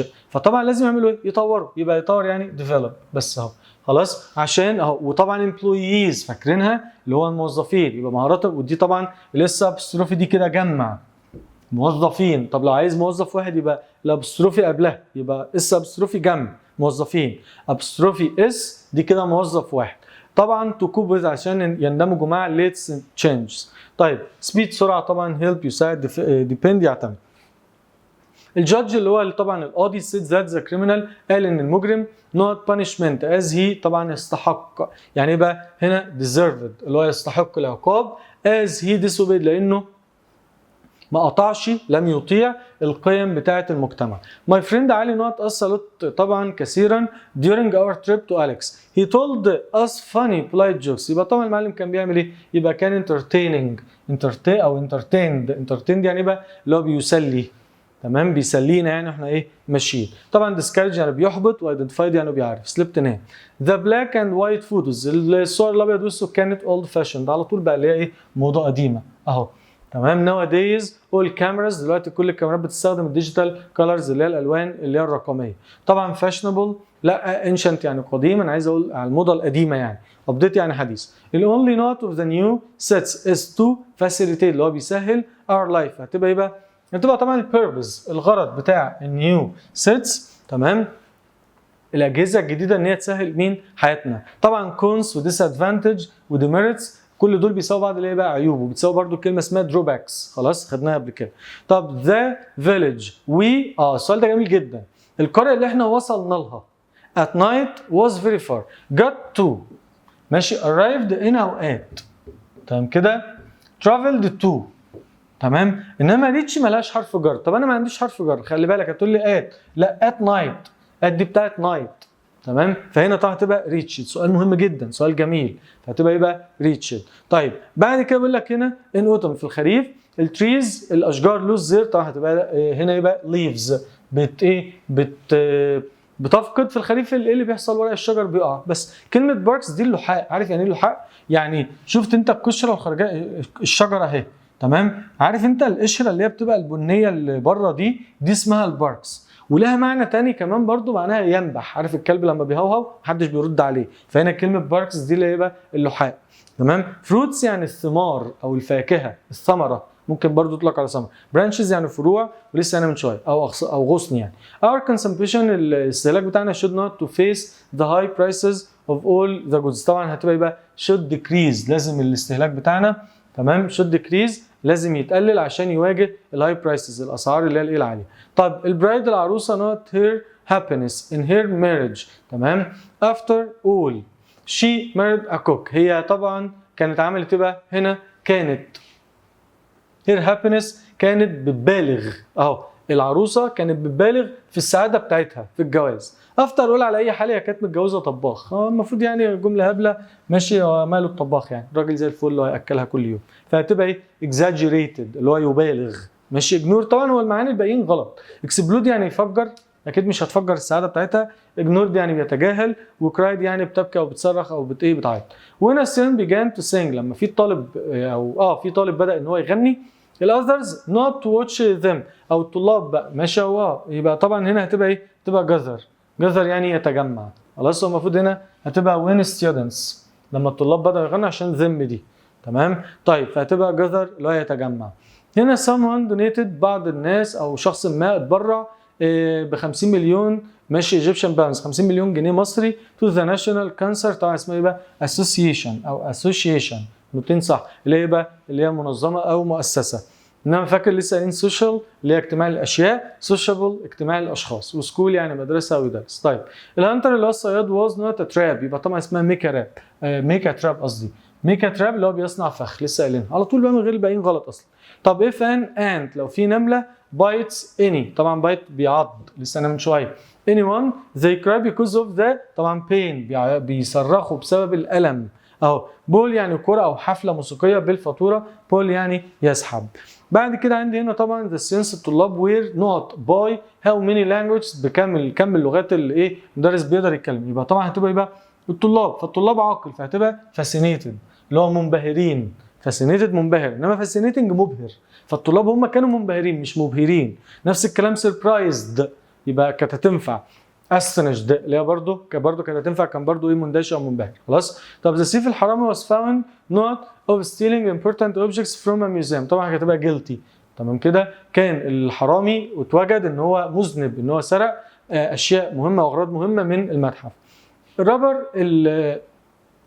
طبعا اللي هو الحرامي او السارق not the house تمام. while the family were away on holiday يبقى طبعا عمل ايه بقى يبقى المعلم بريك انتو اللي هو ماله اقتحم البيت خلاص اثناء ما العيله كانت في اجازه. they not the dead man that night يبقى طبعا عملوا ايه يبقى they طبعا dead man يبقى يعملوا فيها كبر اللي هو بيدفن. هم دفنوا الراجل اللي هو يبقى الميت. ايه اوك يعني بيوقظ او بصح طبعا لا توجد وسبوك ما سهلين. الا السؤال ده جميل جدا. ambassadors اللي هم مين قال لك دول اللي هم السفراء السفير يعني في الدوله تمام اهو. not their countries يبقى بيعملوا ايه يبقى بيمثلوا او ينوبوا لسه انا من شويه فهتبقى represent اللي هو ينوب او يمثل. enhance دي يعني يعزز او يراقب. present يعني يقدم هدايه او مضارع او حاضر. introduce يعني يقدم فهتبقى represent ينوب عن شيء او شخص او شركه او دوله يعني. طب people who their flats الناس اللي هم الشقق بتاعتهم بتطل على الشوارع الواسعه are not from طبعا disturbance اللي هو الازعاج، فهتبقى ايه بقى؟ بيعانوا. يعني ايه يعاني؟ يبقى suffer from، يعاني من الازعاج بتاع او الازعاج طول الوقت بتاع العربيات يعني اللي ماشيه بقى. تمام. طيب بعد كده بيقول لك هنا most animals معظم الحيوانات are always بيبقوا طبعا not when they protect لما بيحموا الصغار بتوعهم، يبقى دايما بيبقوا يبقى first. يعني ايه بقى؟ اللي هو طبعا قاسي او عنيف. تمام. بس طيب هنا by the end of the film في نهايه الفيلم about the orphan طبعا the orphan girl عن البنت اليتيمه my sister was affected اتأثرت and had in her eyes يبقى كان عندها ايه في عيونها؟ يبقى طبعا tears اللي هي اللي يبقى الدموع. تمام. في عيون بس liquid يعني سائل طبعا. لا pleasure سعادة excitement يعني المرح والسرور وقلناها برضو قبل كده. البوليس طبعا are investigating اللي هو يتحرى فاكرينها اللي هو بتساوي look into the not of a homeless man who was shot اللي اتضرب بالنار يبقى طبعا طبعا هيتحروا في ايه؟ في جريمه قتل يبقى murder بس. ماشي. انفكشن عدوى ديزيز مرض سيرش يعني ايه؟ بحث. بعد كده my parents والدي were very not with me when I was young I had to follow كنت لازم اتبع firmly مهمه قوي. firmly يعني ايه؟ بشده او بصرامه او بحزم، فهتبقى طبعا كانوا strict اهو. strict يعني حازم او صارم او شديد. خلاص مهمه جدا. انما flexible يعني مرن وsimple يعني بسيط weak طبعا ضعيف. according to طبقا للاسطوره روبن هود was not who lived in the forest كان عايش في الغابه وكان بيسرق من الاغنياء عشان يدي الفقراء، يبقى كان يبقى طبقا ليها هتبقى اوت لو. يعني ايه اوت لو؟ يعني خارج عن القانون. جارديان يعني حارس، بروفايدر يعني مزود او ممد، انوفيتور يعني مبتكر. خلاص فهتبقى اوت لو. اور نيبر لوكس الجيران بتوعنا لوكس جيليوس. يعني ايه كلمه جيليوس؟ اللي هو غيور. اوف بيبل ليه؟ الناس هو ار ريتشر بيقول لك طبعا than him عايز عكس كلمه جيليوس. جيليوس يعني غيور صح او حسود او عيل كده ايه مش سالك. تمام. فعكسها هتبقى ايه بقى؟ هتبقى كونتنت. فاكر يعني كلمه كونتنت؟ هي معناها محتوى، ده اللي انت عارفه. كونتنت لها معنى تاني بمعنى صفه قلناها برضو قبل كده، معنى قانع او راضي. الحمد لله. تمام اهو كونتنت يعني قانع او راضي. طيب بعد كده عندي هنا طبعا بيقول لك اكسلنس. انا عايز طبعا كلمه perseverance اللي هي معناها بقى مثابره. لسه قايلها لك والله من شويه. هتبقى determination اللي هي العزيمه والاصرار او المثابره او الكد. طيب هنا انا عايزك تكتب لي دي عندك. indifference يعني معناها لا مبالاه. he isn't different يعني هو مش مبالي لحاجه، فهتبقى طبعا determination. doubt طبعا يعني بيشك. laziness يعني الكسل. طب this dish is a family recipe طبعا passed. قال لك هنا الديش ده هنا معناها وجبه او طبق، فقال لك هنا is a family recipe. طبعا كلمه recipe اللي هي بقى قلنا الوصفه. passed طبعا تبقى passed down اهو اللي هو يبقى اللي هي جت من يبقى passed down او passed on. ماشي. مش in ولا off ولا out. طب the flooding الفيضان not hundreds. قال لك عمل ايه بقى؟ اكبر مئات الريزيدنس اللي هم القاطنين او الساكنين توليف ان هم يغادروا البيوت بتاعتهم تو سيف بليس لاماكن ثانيه حلوه. تمام او امنه. ماشي. يبقى تبقى ايه؟ فورسد اللي هو ايه؟ يجبر. طيب هنا طبعا تمام hundreds تو ليف واصلا خدنا فرصه عشان ميد بعدها مفعول وايه ومصدر مش تو المصدر. خلي بالك دي يونت 6 ويونت 5. My favorite not is the lion rat. طالما حيوانات على طول يبقى فيبل. مش هكمل بقى ولسه من شويه في ايه في اول فيديو. Stop being talkative ما تبقاش ثرثار. ماشي. مش صرصار لا ثرثار بالث. يعني ايه؟ ما تبقاش لتات يعني رغاي. انا خلاص بقى اتخنقت من الكذب بتاعك يبقى fed up اللي هو مضطجر او منزعج. تمام. بعد كده if you invest طبعا يعني يستثمر. لو انت بتستثمر في الستوك الماركت اللي هو طبعا البورصه not the risk لازم take the risk اللي هو يبقى بياخد المخاطره ان انت ممكن تفقد الفلوس بتاعتك. طيب بعد كده عندي هنا طبعا the story about the hare اهو and the turtles اللي هي بقى اللي هو طبعا الارنب والسلحفاه. not that success قال لك هنا بتثبت ان النجاح comes with patience بيجي بالصبر والعزيمه. ماشي. فهتبقى يبقى proves اللي هو يثبت او يبرهن. طيب although تمام رغم ان it's simple ان هو الحاجه بسيطه breakfast طبعا served on the plane is a complete and اهو. يبقى هنا انا قلت لك بقى هي تيستي ولا تيستفول؟ طالما بتكلم على وجبه حاجه طعمها حلو يبقى تيستي بس يا معلم. خلاص. انما لو بتكلم على حاجه شكلها حلو يبقى تيستفول بس. he was questioned هو اتسال او تم استجوابه about an attempt. لازم اقراها عشان هو طالب بلوت لها 3 معاني. ان هو محاوله الميردر بلوت اهو يبقى مؤامره القتل. يبقى مؤامره قلنا هتساوي بقى conspiracy بس كده. تمام. يبقى هنا بلوت لان قلت لك بلوت معناها مؤامره او قطعه ارض صغيره او القصه او الحبكه بتاعت الايه الحدوته يعني. تمام. فهتبقى conspiracy. هنا بيقول لك is the story factual اهو. هل القصه factual حقيقيه؟ قال له لا ده هي خياليه، فقلنا هتبقى يبقى imaginary. انما لو بتكلم شخص يبقى imaginative، يبقى تبقى imaginary، يبقى هي خياليه الاشياء. I bought a small plot، انا اشتريت small plot in the countryside to build a house، يبقى اشتريت بقى عشان ابني عليها بيت، يبقى قطعه ارض صغيره، فهتبقى piece of land. فهمت الفكره؟ لازم اقراها، لازم اقراها. طب our house is very not although it's furnished اهو in a simple style، رغم ان هو معمول يعني furnished دي يعني بقى اللي هو مفروش، خلاص مفروش بحاجات بسيطه باسلوب بسيط، الا ان هو طبعا عنده ذوق يعني او مظهره حلو، يبقى تيستفول. فهمت الفكره كده؟ خلاص يبقى تيستفول. انما تيست دي يعني ايه؟ يعني طعمه حلو. طيب النيجوشيشنز اللي هي المفاوضات، كلمه مهمه جدا، مفاوضات. يبقى المفاوضات with both، تمام. طبعا sides have not led to solving the knot between them، يبقى طبعا اكيد هتبقى يبقى conflict، يبقى ما قدرتش ان هي تعمل الصراع، تمام، ما بين الاثنين، بس كده ان هو هتحل الصراع يعني. طيب for the safety او haven't led، ماشي، ما ادتش الى حل الصراع ما بين الاثنين، صح. طيب for the safety of your back، عشان الامان بتاع ظهرك، باك هنا معناها ظهر. make sure you not your knees، بيقول لك دايما ايه لما تيجي تشيل حاجه ما تشيلهاش ورجلك واقفه كده، لا لازم ايه تتني ركبتك سنه. فيعني ايه يتني بقى ويحني ركبته؟ فهتبقى بند، تمام اهو. يبقى عشان ظهرك لازم تتني ركبتك او نيز، تمام. when you're picking up، لما تيجي تشيل حاجه يبقى تقيله من الارض، تمام. the new road system could really improve traffic، احنا قلنا من شويه traffic يبقى flow، وعكس فلو هنا هتبقى ترافيك جام اللي هي ازدحام المرور، فهتبقى ترافيك فلو اللي هو انسياب المرور ما بين الايه المدن في مصر. بعد كده عندي هنا طبعا ساينتست العلماء بيحذرونا ضد الدينجر اوف ستريس، ضد اللي بقى الخطر بتاع الضغط. الفيرب وورن يحذر، كلمه يحذر عايز اقول لك بتساوي، يبقى وورن هتساوي اليرت اهو. اليرت يعني يحذر، الكلمه دي مهمه يا جماعه. ترافيك، ترافيك دي يعني رائع، ترافيك يعني رائع، عشان في ناس كتيره بتغلط فيها، اكتبها عندك بالله عليك. ترافيك يعني رائع او جميل. اجنور طبعا يتجاهل، انكارج بيشجع، انهم اصلا قبل كده. كده يبقى احنا خلصنا الحمد لله النهارده، وخلصنا ال 12 يونت بفضل الله. اتمنى لو كان في اي بقى غلط او كان في اي حاجه مثلا سهو ولا حاجه يعني تسامحوني، لان احنا طبعا طالع عينينا في اليونتس دي كلها. لو انت برضو في اي حاجه بقى عايز تعرفها او اي حاجه مثلا مش فاهمها، ابعت لنا سواء في الكومنتس تحت او خش كلمنا على الواتساب، تمام. انا سايب لك الارقام وسايب لك كمان الفيسبوك بتاعي، لو انت عايز اي حاجه كلمني. واتمنى ان ربنا يكون وفقنا يعني الحمد لله ان احنا خلصنا 12 ناس. بتفرج بقى في طبعا في الجرامر، قلت لك حاطط لك اللينكس في الديسكربشن تحت، سواء الجرامر كله كامل لو انت عايزه بالتفصيل، احنا هنا مش بنشرح بالتفصيل، تمام. لو انت عايز طبعا عايز تتفرج بقى على الفيديو بتاع الستوري بتاعتنا جريت اكسبكتيشنز، اتفرج بقى طبعا برضو على الفيديو اهم الاسئله، احنا مجمعين برضو شويه اسئله كده اتفرج عليهم.